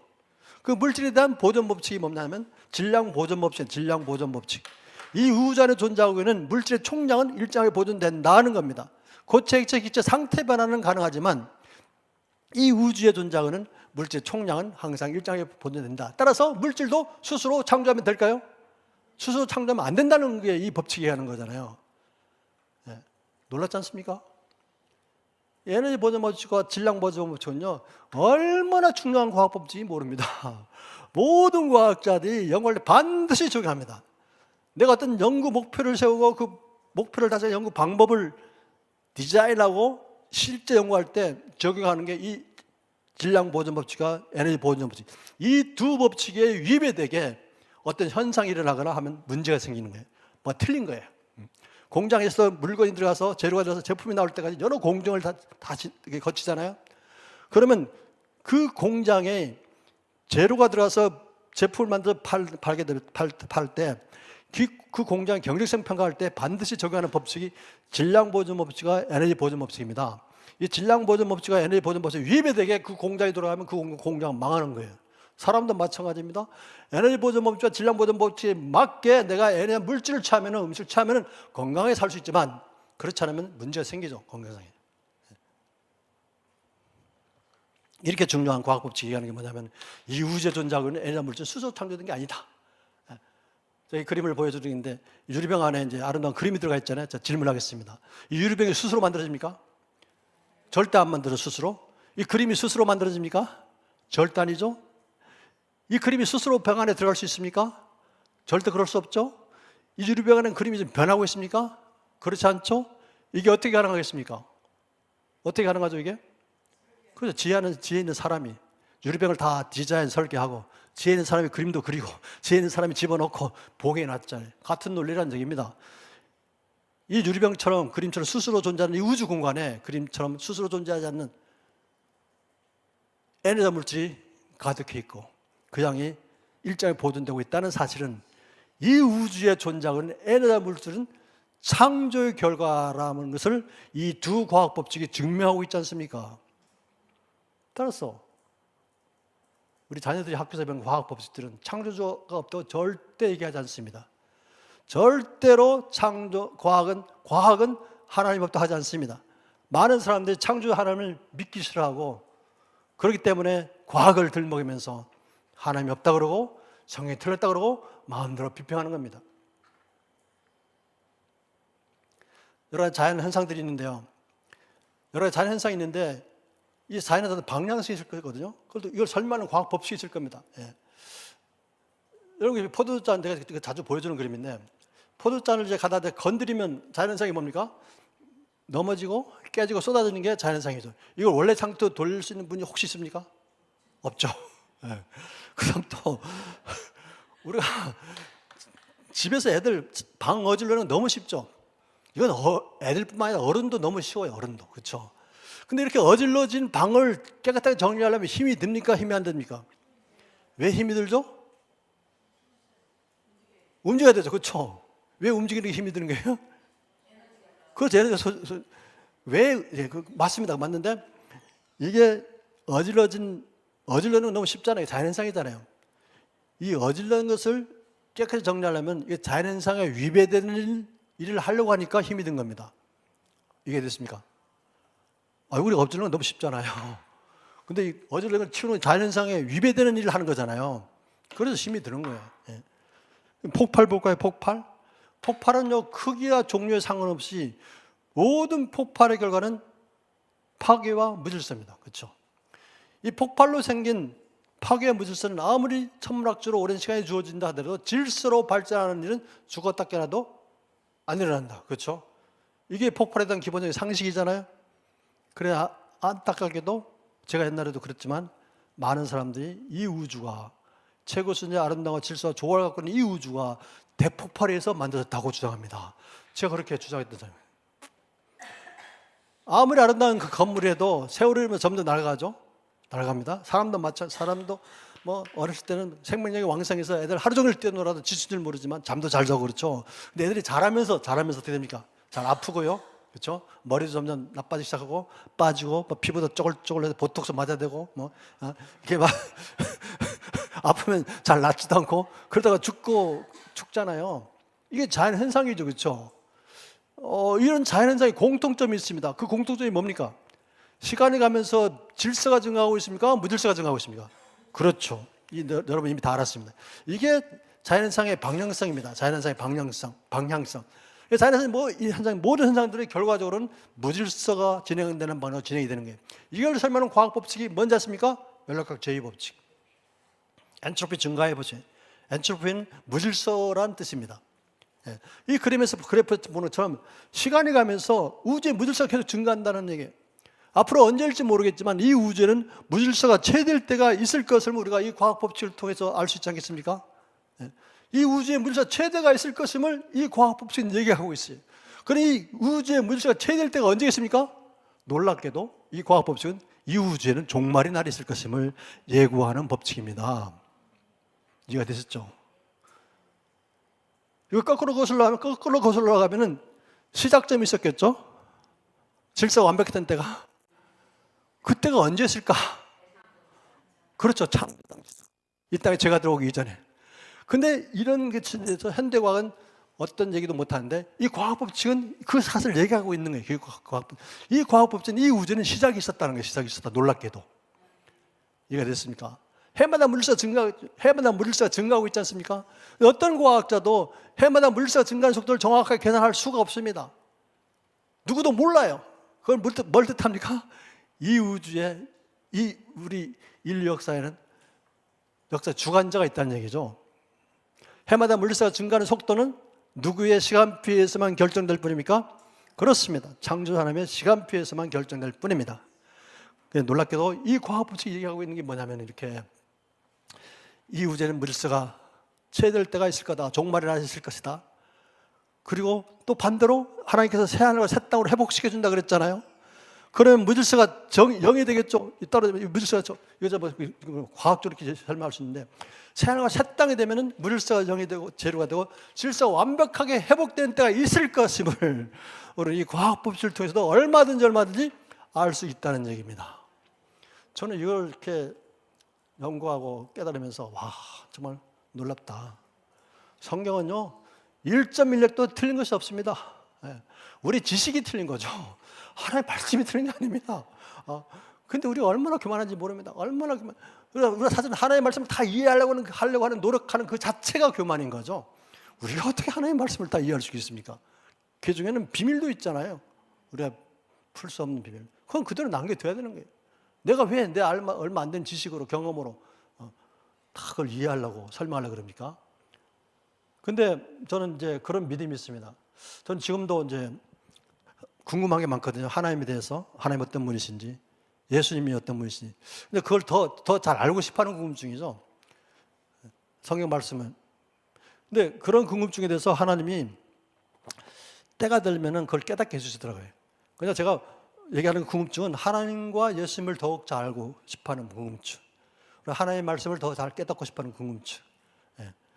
그걸 하나님께 기뻐하시고 때가 되면 알려 주시는 것 같아요. 깨닫게 해주시는 것 같아요. 그렇지만 우리가 내 궁금증 때문에 하나님의 말씀을 조금이라도 초라도 의심하면 안 됩니다.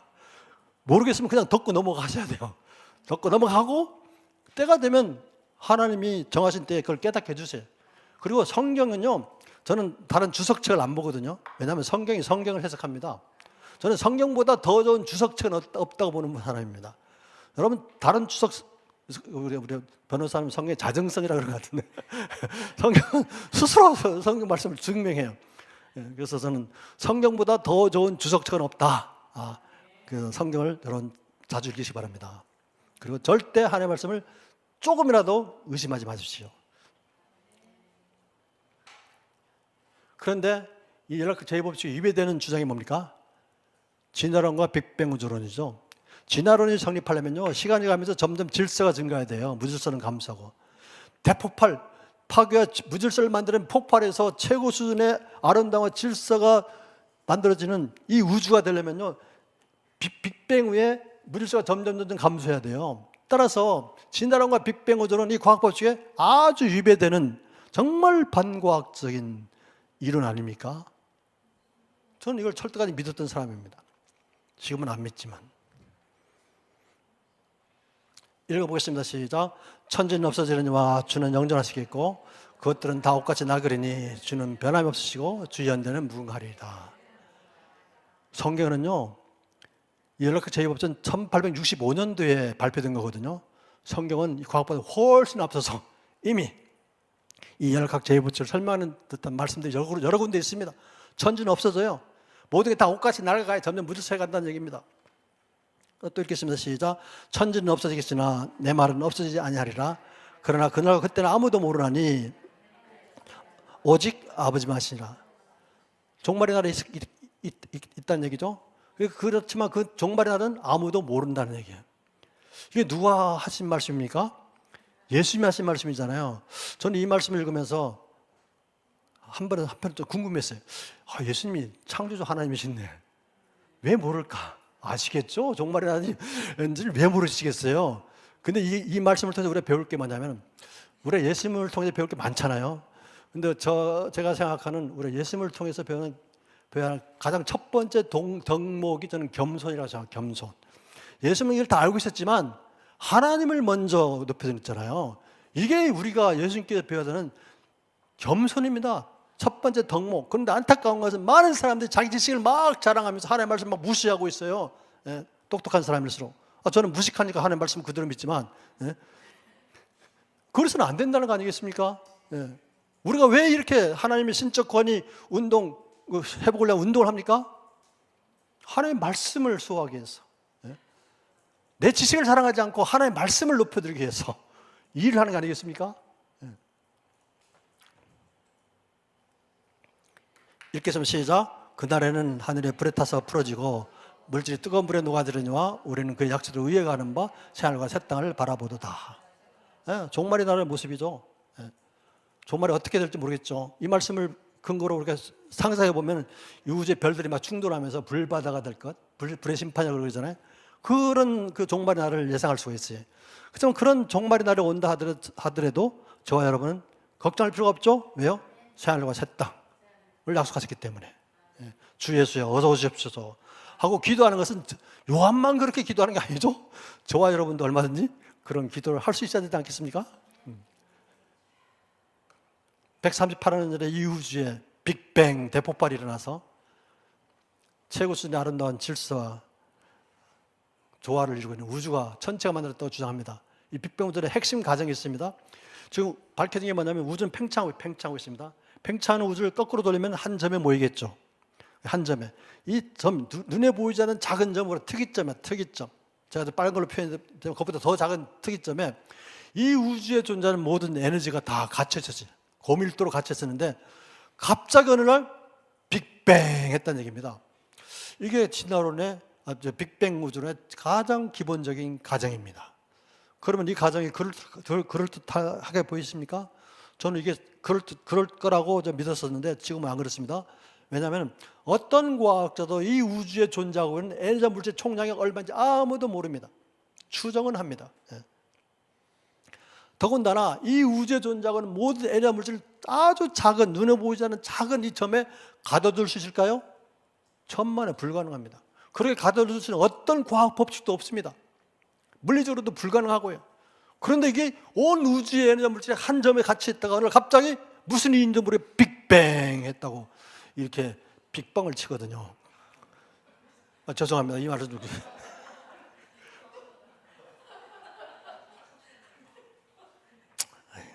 미안합니다. 제가 뭐 이렇게 빅뱅 우주론을 주장하는 사람을 제가 무시하는 게 아니고요. 말하자면 그렇다는 얘기입니다. 나중에 좀 편집 좀 해주세요. 이렇게 빅뱅 했습니다. 빅뱅. 와, 참 그럴듯하죠? 아까도 얘기했지만 저는요, 이 빅뱅 우주를 정말 믿었던 사람이거든요. 이게 굉장히 수학이 필요합니다. 모두 다 수학으로 풉니다. 전체 물리, 수학. 제가 그렇게 수학을 좋아하고 제 과학, 박사학위 논문이 전부 다 수학인데요. 제가 수학을, 제 박사학위 논문이 다 수학이라서 이걸 빅뱅 우주를 나름대로 공부했던 게 아니고 저 빅뱅 우주를 믿었기 때문에, 과학적 사설을 믿었기 때문에 관심이 있으니까 막 들여다봤겠죠. 근데 내가 예수님 영접한 이후에 빅뱅 우주를 다시 검토했어요. 과연 우리가 빅뱅으로 이 우주가 만들어질까 하는 한번 생각해 봤습니다. 근데 수학도 모르고 천체 물리에 대한 지식도 없을 경우에 일반적인 사람들이 과연 빅뱅으로 이 우주 전체가 만들 수 있을지 그럴지 않을지를 우리가 분별할 수 있어야 되거든요. 그런 분별의 기준이 뭔지 아십니까? 놀랍게도 저 여러분이 누구나 다 갖고 있는 폭발에 대한 기본적인 상식입니다. 폭발에 대한 기본적인 상식이 뭡니까? 어떤 폭발물들도 스스로 존재하지 않죠. 그리고 폭발은 반드시 폭발이 일어나게 하는 원인이 있습니다. 그런데 빅뱅 우주들은 왜 폭발이 일어나는지, 대폭발이 일어나는지 설명할 수가 없습니다. 그리고 그런 특이점에 있는 그 폭발물질 에너지들이 어떻게 존재하게 되는지 설명할 수가 없습니다. 두 번째, 아까도 얘기했지만 이 우주의 모든 에너지 물질을 한 점에 가둬둘 수 있다고요? 천만에요. 그걸 가둬둘 수 있는 어떤 물리 법칙도 없습니다. 그 다음 더 중요한 사실은 뭡니까?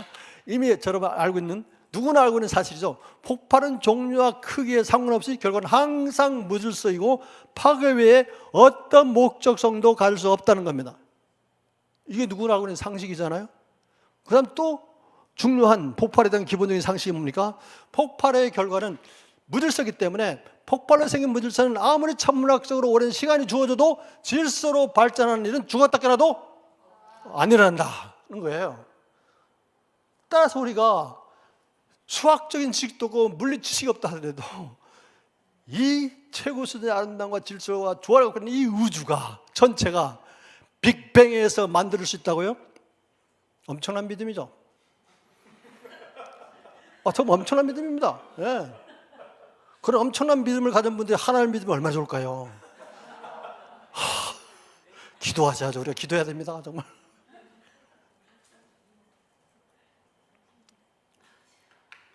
우리 학교에서는 과학 시간에 빅뱅 우주론만 유일한 우주 기원론으로 배웁니다. 학교에서.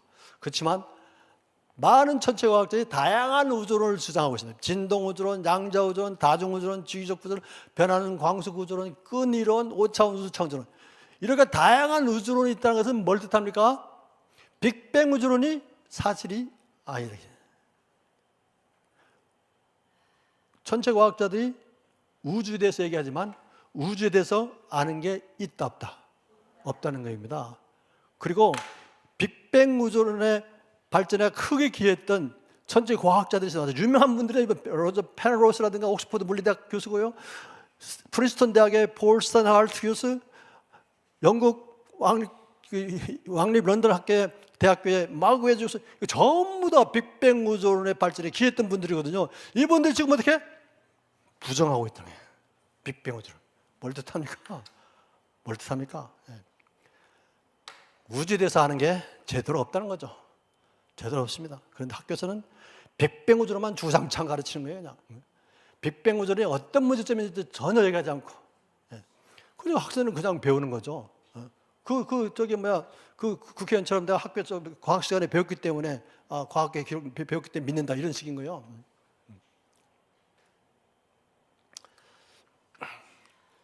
2021년도에 크리스마스 날 나사에서 제임스 웹 우주망원경을 발사했습니다. 굉장히 큰 망원경입니다. 지금 허블 망원경이 있지만 그 허블 망원경보다 더 크고 굉장히 성능이 좋은 이 그림에서 보는 저는 제임스 웹 우주망원경을 발사했어요. 그래서 한 1년 지나니까 그 제임스 웹 우주망원경에서 관찰한 결과들이 막 들어오기 시작했고 그걸 이제 천체 과학자들이 막 분석하고 연구해서 결과를 발표했습니다. 작년 2월 달에 네이처지에 그 결과가 발표됐습니다. 그 발표된 이후에 전 세계 언론들이 이 결과를 막 보도했습니다. 이게 좀 미국의 MBC를 따온 건데 헤드라인이 뭔지 아십니까? 초기 우주, 빅뱅 직후 한 몇억 년, 십억 년 이내 초기 우주들이 믿었던 것보다 훨씬 큰 초기 은하들이 발견됐다는 거예요. 예. 이게 헤드라인입니다. 예. 그래서 어떻게 얘기하냐면 완전한 형태의 은하들이 먼 우주, 초기 우주에서 관측됐다는 거예요. 이게 빅뱅이 사실이라면 이게 관측되면 절대 안 되거든요. 그리고 먼 우주의 초기 은하계에서 별들에서 무거운 원소들이 관측됐다는 거예요. 이게 관측되면 절대 안 되거든요. 그러니까 제임스 웹 우주망원경을 발사한 첫 번째 목적이 뭔지 아십니까? 빅뱅에서 이 우주가 만들었다는 것을 증명하기 위해서 과학적으로 증명할 수 있는 그 데이터를 얻기 위해서 보낸 거거든요. 발사한 거거든요. 그런데 결과는 어때요? 그러면서 천체 물리학과 교과서를 다시 써야 할 것이다. 다시 써야 할 것이다. 이거 제 얘기 아닙니다. 최근에 더 많은 그 관측 결과들이 이제 나사 홈페이지에 가면 있거든요. 그 결과들은요, 정말 빅뱅 우주론자들을 정말 당황하게 하고 난처하는 결과들이 계속 쏟아지고 있어요. 그렇지만 그분들은 자기네 빅뱅 우주를 아마 포기하지 않을 겁니다. 또 다시 막 빅뱅 우주를 더 발전시켜서 나름대로 또 막 그럴 거거든요. 그분들은 진화론을 주장하는 사람들도요, 진화론이 과학적으로 틀렸다는 걸 알아요.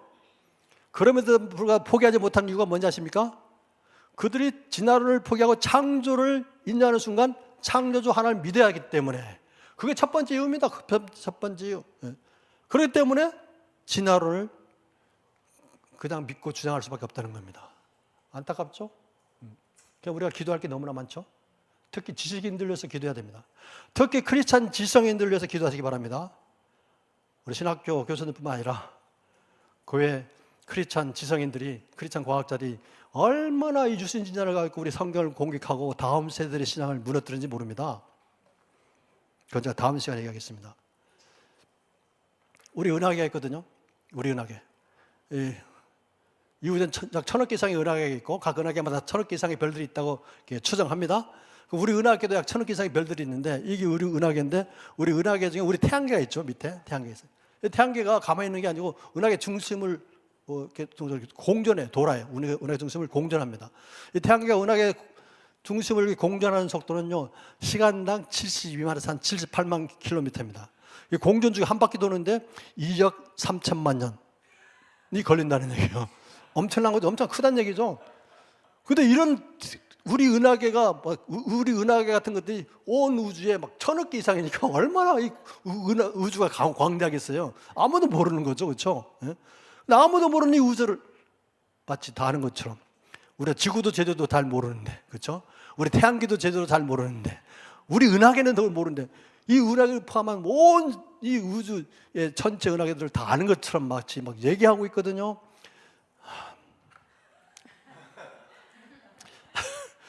이 동영상을 보면서 정말 이 태양계가 어떻게 이제 움직이고 있는가, 은하계 주위를 움직이는지 한번 보겠습니다. 동영상 틀어주세요.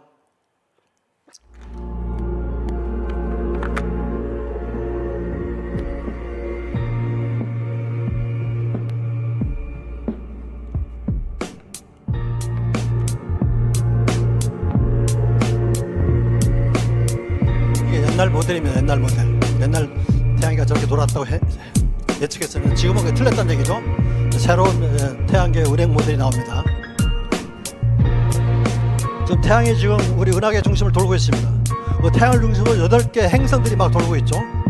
도는 모습 보세요. 원형이 아니고 소용돌이 치듯이 되고 있습니다. 이게 최근에 밝혀진 태양계 운행 모습입니다. 보세요. 정말 신기합니다. 태양이 돌고 있고 그 주위를 8개 행성들이 천천히 가면 낭호 될까봐 정신없이 막 최선을 다해서 막 돌아가요.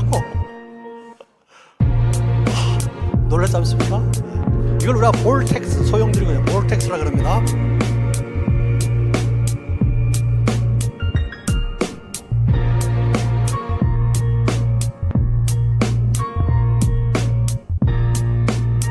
이게 참 여기서 우리가 신앙적으로 생각할 수 있는 게 뭐냐면 이 8개 행성이 태양을 죽서 막 정신을 돌잖아요. 정신이 돌 때 정신 차려서 최선을 다하는 거죠. 그렇죠? 우리도 하나님 믿을 때 정말 정신 차리고 최선을 다해서 살아야 되지 않겠습니까? 잘못하면은 우리가 비평신학, 뭐 잘못된 신학에 젖어가지고 신앙을 버릴 수가 있거든요. 근데 이런 볼텍스 구조가 얼마나 중요하면 생명에서 굉장히 중요해요. 이렇게 다 이런 소용돌이 구조를 갖고 있다는 얘기예요. 이 볼텍스 구조를. 예. 계속, 예. 안 나옵니까? 네, 네. 고사리도 보면 이렇게 있고요. 장미꽃도 보면 겹겹이 쌓인 게 볼텍스 구조입니다. 은하계도 마찬가지고요. DNA 구조도 마찬가지입니다. 암모나이트 생명체도 그렇고, 심지어 화장실에 물 내려가는 모습도 소용돌이. 놀랍죠? 이런 게 어떻게 폭발의 결과로 설명할 수 있습니까? 천만에요. 이런 거 학교에서 이런 걸 학생들한테 보여줄 것 같습니까? 천만에요. 이걸 보여주면 빅뱅 우주론이 바로 틀렸다는 게 입증되기 때문에 절대 안 가르칩니다. 절대 안 보여줍니다.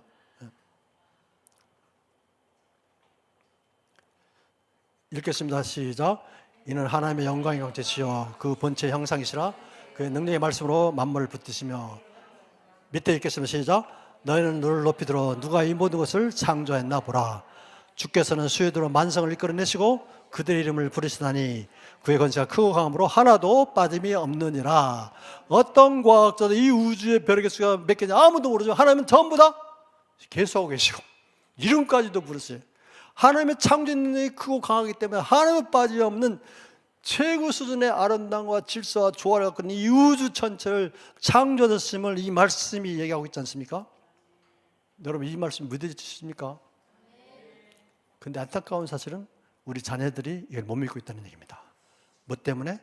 잘못된 교육 때문에.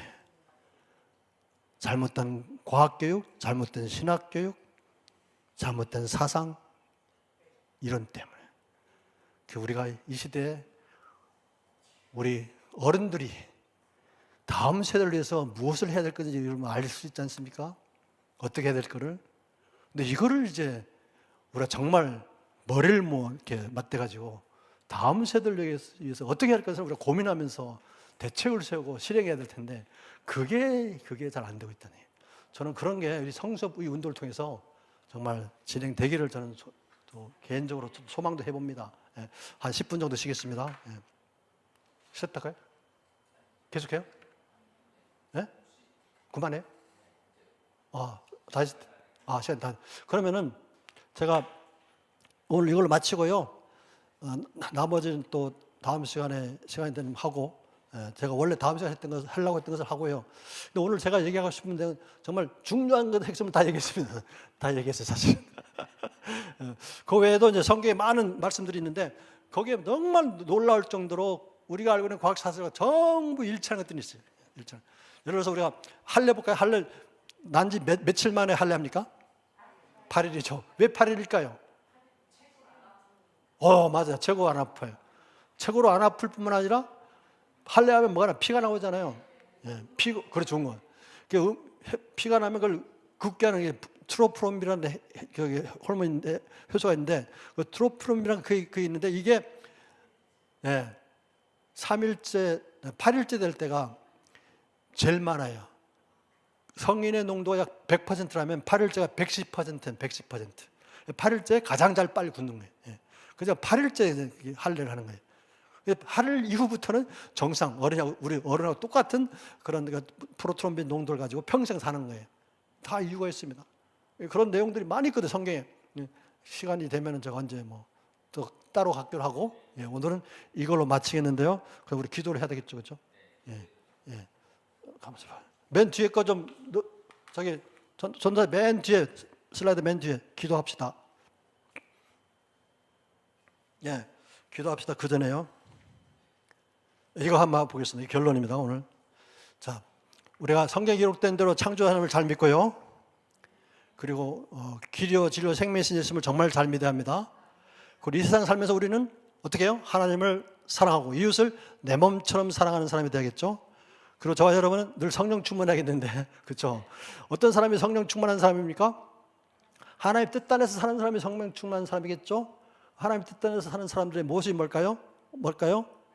그렇습니다. 다 알고 있죠? 항상 기뻐하고 쉬지 말고 기도하고 범사에 감사하는 사람. 그리고 겸손한 사람. 정말 지식적으로 좀 겸손해야 되겠어요. 영적으로뿐만 아니라 지식적으로도 겸손한 저와 여러분이 되겠으면 좋겠습니다. 항상 기뻐하고 쉬지 말고 기도하고 범사에 감사하는 겸손한 사람은 그게 예수 그리스도 안에서 저희를 향하신 하나님의 뜻이라고 저는 생각합니다. 저와 여러분이 그런 사람이 됐으면 좋겠습니다. 예, 기도를 이제 같이 하겠습니다. 그렇죠? 여기까지 하면 같이 한번 읽고 이제 기도를 할 텐데요. 우선 성령님의 능력과 은혜로 무너져가고 있는 한국교회와 다음 세대의 신앙 회복과 부흥이 일어나기를 우리가 기도해야 됩니다.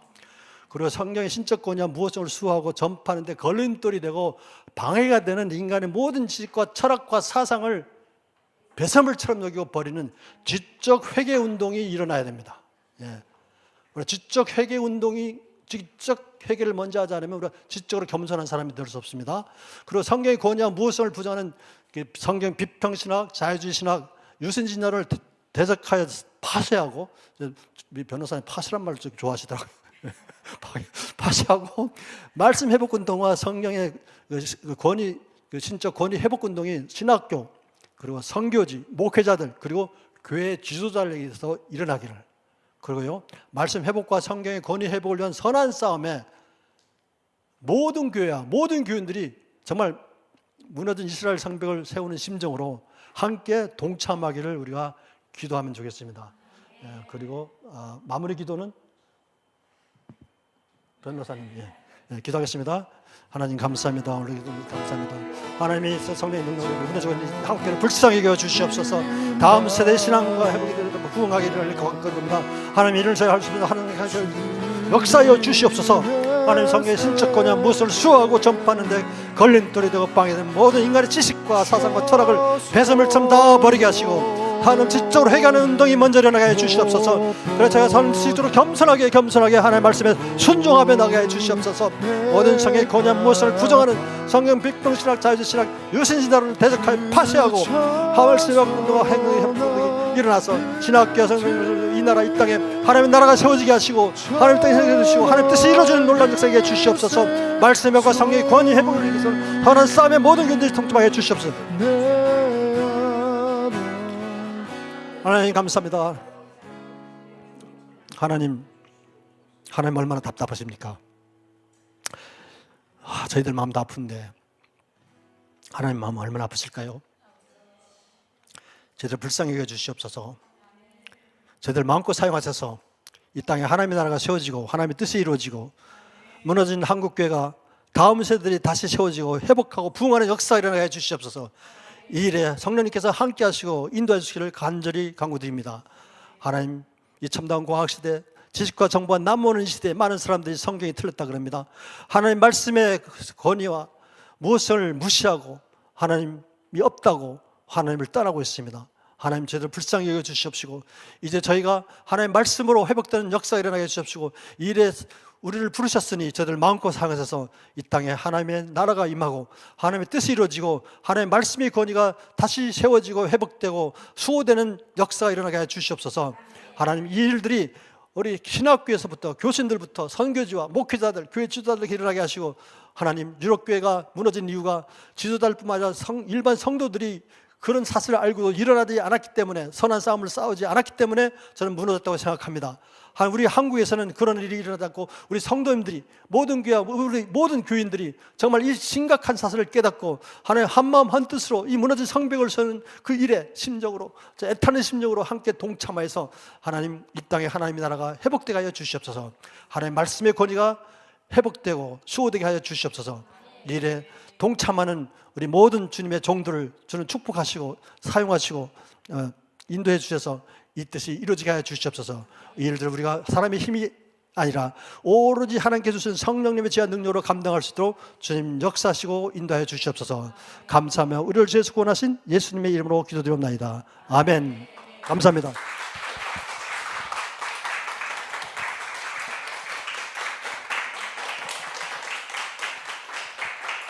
네, 우리 한인봉 장로님 강의 중에서 제가 들어본 강의 중에서 가장 성령 충만한 과학 강의였던 것 같습니다. 아마 여러분 다시 한번 우리 한인봉 장로님의 강의를 다시 들어봐 주시면 정말 이렇게 좋겠다 이런 생각을 좀 많이 했습니다. 무엇보다도 과학적으로도 지적으로도 굉장히 좀 수준이 올라갈 뿐만 아니라 특별히 말씀에 기해서 과학을 어떻게 볼지에 대한 안목도 많이 생기는 것 같습니다. 특별히 과학주의가 인간의 이성과 경험을 말씀보다 앞세우는 지적인 교만과 우상이다라는 부분을 아주 분명히 좀 말씀해 주셨고요. 저희들이 늘 알고 있었던 에너지 보존 법칙은 에너지가 스스로 창조되지 않는다라고 하는 아인슈타인의 말이 있다는 것도 저도 처음 알았습니다. 그러니까 에너지와는 자연이고 자연은 스스로 창조할 수 없으니 에너지 보존 법칙은 에너지와 자연이 피조물임을 그 자체가 증명하고 있는 것이다. 여러분, 에너지는 스스로 창조할 수 없다 아인슈타인이 말한 거 알아? 라고 얘기하면 여러분이 성경의 말씀을 증거하고 있는 것이라고 저는 굳게 믿습니다. 그리고 여러분 지금 또 하나님께서 지금 엔트로피, 열역학 이법칙이라고 하면 좀 유식하잖아요. 열역학 이법칙, 무질서에 계속 증가한다. 무질서가 가장 끝까지 증가하면 이 세상은 끝이 있다.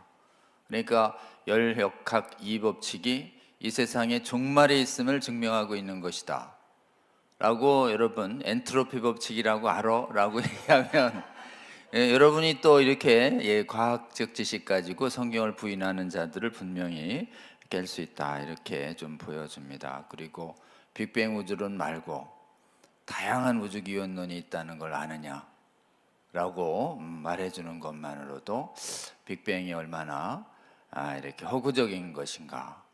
그리고 태양이 돌고 있을 때 이렇게 이동식으로 스파이럴식으로 도는 이걸 고아텍스 아니고 보아텍스라고 부르는 모양이죠. 보어텍스, 보어텍스라고 아냐? 라고 물어보면 보텍스 자체가 빅뱅 우주론을 이렇게 허구임을 증명하는 것이다. 뭐냐? 그럼 화장실에 물 내리가는 것처럼 태양이 지금 그렇게 돌고 있다라고 하는 부분을 설명하면 그 자체도 제가 보기에는 성경의 창조, 빅뱅의 허구성을 분명히 증거하는 것이다라는 우리 하나님의 이 과학적 지식이 성경의 진리로 이렇게 재조명되는 굉장히 놀라운 강의를 들었습니다. 저는 성경의 과학성을 증명하는 것이 아니라 성경적 과학이 참된 과학이다. 그러니까 과학 위에 성경 위에 과학이 있는 것이 아니라 성경이 과학 위에 있는, 그래서 과학적 성경이 아니라 성경적 과학이 되어야 한다는 그런 운동이 일어날 수 있기를 좀 바라는 마음을 한번 가져봤습니다. 이 방송을 보시는 전국과 세계의 과학계에 종사하시는 성도 여러분, 과학의 여러 가지 법칙과 내용들이 성경의 진리를 이렇게 명백히 증언하고 있음을 여러분이 알고 계시는 과학적 지식을 가지고 믿음을 가지고 이렇게 증언해 주시면 좋겠습니다. 그렇게 되면 우리 한인봉 장로님처럼 반지성적, 반과학적, 지식불구자 조롱은 받겠지만 여러분 주를 위하여, 복음을 위하여 많이 조롱받을수록 하늘의 상급이 크다고 알기 때문에 여러분 이 땅 사는 동안 좀 상급 쌓고 가야 됩니다. 조롱받지 않고 인정만 받고 사는 삶은 대단히 위험하다는 말씀을 또 우리 한인봉 장로님 삶으로 증언을 해주셨습니다. 우리 다음번 또 한인봉 장로님의 놀라운 성령 충만한 과학광자, 성경적 과학광자 이번 주 지나서 다음 주입니다. 그래서 다음 주는 설교단이 어떻게 이 성경의 신적 권위를 허무는 악한 신학으로부터 벗어나야 하는가에 대해서 우리 존경하는 박한수 목사님 또 강의가 예정되어 있습니다. 오늘 이 강의 또 상당히 많은 분들이 실시간으로도 들어주셨습니다. 많은 분들께서 이 강의를 특별히 과학에 오염된 젊은 세대들, 또 과학에 오염된 우리 성경적인 또 성교회의 지식인들에게 널리 전파해 주셔서 말씀이 이렇게 놀랍다라고 하는 이 사실을 증거해 주시기 바랍니다. 실제로 과학이 하나님을 대적하는 모든 말씀은 성경의 말씀 그 자체가, 즉 오직 창조주 하나님만이 존재하시고 자존하신다는 그 진리가, 그리고 이 세상은 영원하지가 않고 반드시 종말에 있다라고 하는 이 과학의 존재 법칙이 성경의 진리됨을 분명히 증거하고 있다라고 하는 이 말씀으로 잘 깨우셔서 각처에서 제가 보기에는 과학자들이 성경의 신적 권위를 수호하는 용사들로 일어날 수 있도록 오늘 기도해 주신 제목으로 여러분 꼭 기도해 주시기 바랍니다. 저희들 성수협이 또 목요일마다 하나님 나라를 구하는 언약을 잡고 산에서 기도하는 운동을 일으키고 있습니다. 여러분 이 강의를 들어보시는 분들께서 또 성수협 정기 목요 언약 산기도 또 실시간으로 저희들이 목요일 8시에서 9시를 송출합니다. 여러분 꼭 함께 좀 기도해 주셔서 오직 하나님께 간구하는 것만이 말씀으로 그 죽어있는 영혼을 깨운다고 저희는 굳게 믿습니다. 기도하며 선포하는 말씀만이 우리의 영혼을 깨웁니다. 그래서 여러분 또 성수협의 시청자 여러분 계속 각처에서 하나님의 나라를 위해서 함께 기도해 주시면 좋겠습니다. 오늘 너무 성령 충만한 이런 강의해 주신 우리 한인봉 장로님께 다시 한번 감사의 박수 한번 주시면 좋겠습니다.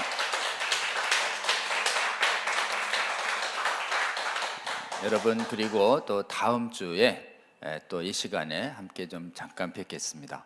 제가 잠깐 기도하고 마치겠습니다. 주님 감사합니다. 오늘 주께서 이렇게 놀라운 하나님 정말 성경의 진리됨을 증명할 수 있는 과학적 강의를 세계적인 과학자로 하나님께서 세우신 한인봉 교수님 통해서 증거하게 하여 주시니 감사합니다. 전 세계의 하나님을 믿는 과학에 종사하는 성도들, 우리 한 장로님 본받아서 과학의 영역에서 말씀의 진리됨을 붙잡고 증언하는 용사들로 하나님 세워질 수 있도록 주께서 역사하여 주시옵소서. 성수협의 이 강의를 주님 귀하게 사용하여 주셔서 잠자고 있고 소극적인 하나님 전 세계의 성도들 중에서 많은 과학에 종사하는 하나님 주의 백성들을 깨우는 데 주께서 사용하여 주시옵소서. 저희들이 말씀에 대한 담대한 믿음으로 과학의 이름으로 하나님의 성경의 진리를 대적하는 세상의 헛된 학문들과 교회 내의 헛된 신학에 맞서 하나님 말씀의 진리됨을 담대히 증언하는 저희 한국교회 세계교회 성도들이 될 수 있도록 주께서 이 말씀을 활용하여 주시옵소서. 성수협의 시청자 성도들 하나님 무엇보다도 말씀 잡고 언약 잡고 기도하는 사람 되게 하여 주셔서 저희들이 말씀과 기도로 용사로 세워지게 하여 주시고, 그리고 저희들 기도를 통해서 수많은 잠자는 과학계에 종사하는 수많은 주의 백성들도 깨워주셔서 주님 과학계에 있어서도 말씀의 놀라운 신적 권위를 증거하는 과학자들이 수없이 많아져서 주여 과학의 이름으로 말씀을 대적하는 이 거짓된 세상이 수많은 교육과정에서 파쇄되어 나가는 것을 저희들 보기를 원하오니 주님 저희들의 기도에 응답하여 주시고 순종하는 주의 성도들을 하나님 귀하게 사용하여 주셔서 각처에서 말씀을 가지고 이 거짓된 우상과 견고한 진화론과 유물론의 진을 깨뜨리는 주의 용사들을 보게 하여 주시옵소서. 이 성수협 강론을 주여 기름 부어 주시고 하나님 정말 먼저 깨어난 주의 백성들을 더욱더 깨워주셔서 한국교회와 전 세계의 수많은 잠자는 주의 성도들을 깨우는 데 귀하게 사용하여 주시옵소서. 감사드리며 우리 주님 예수님 이름으로 기도합니다. 아멘. 여러분 감사합니다. 그럼 다음 주에 뵙겠습니다. 고맙습니다.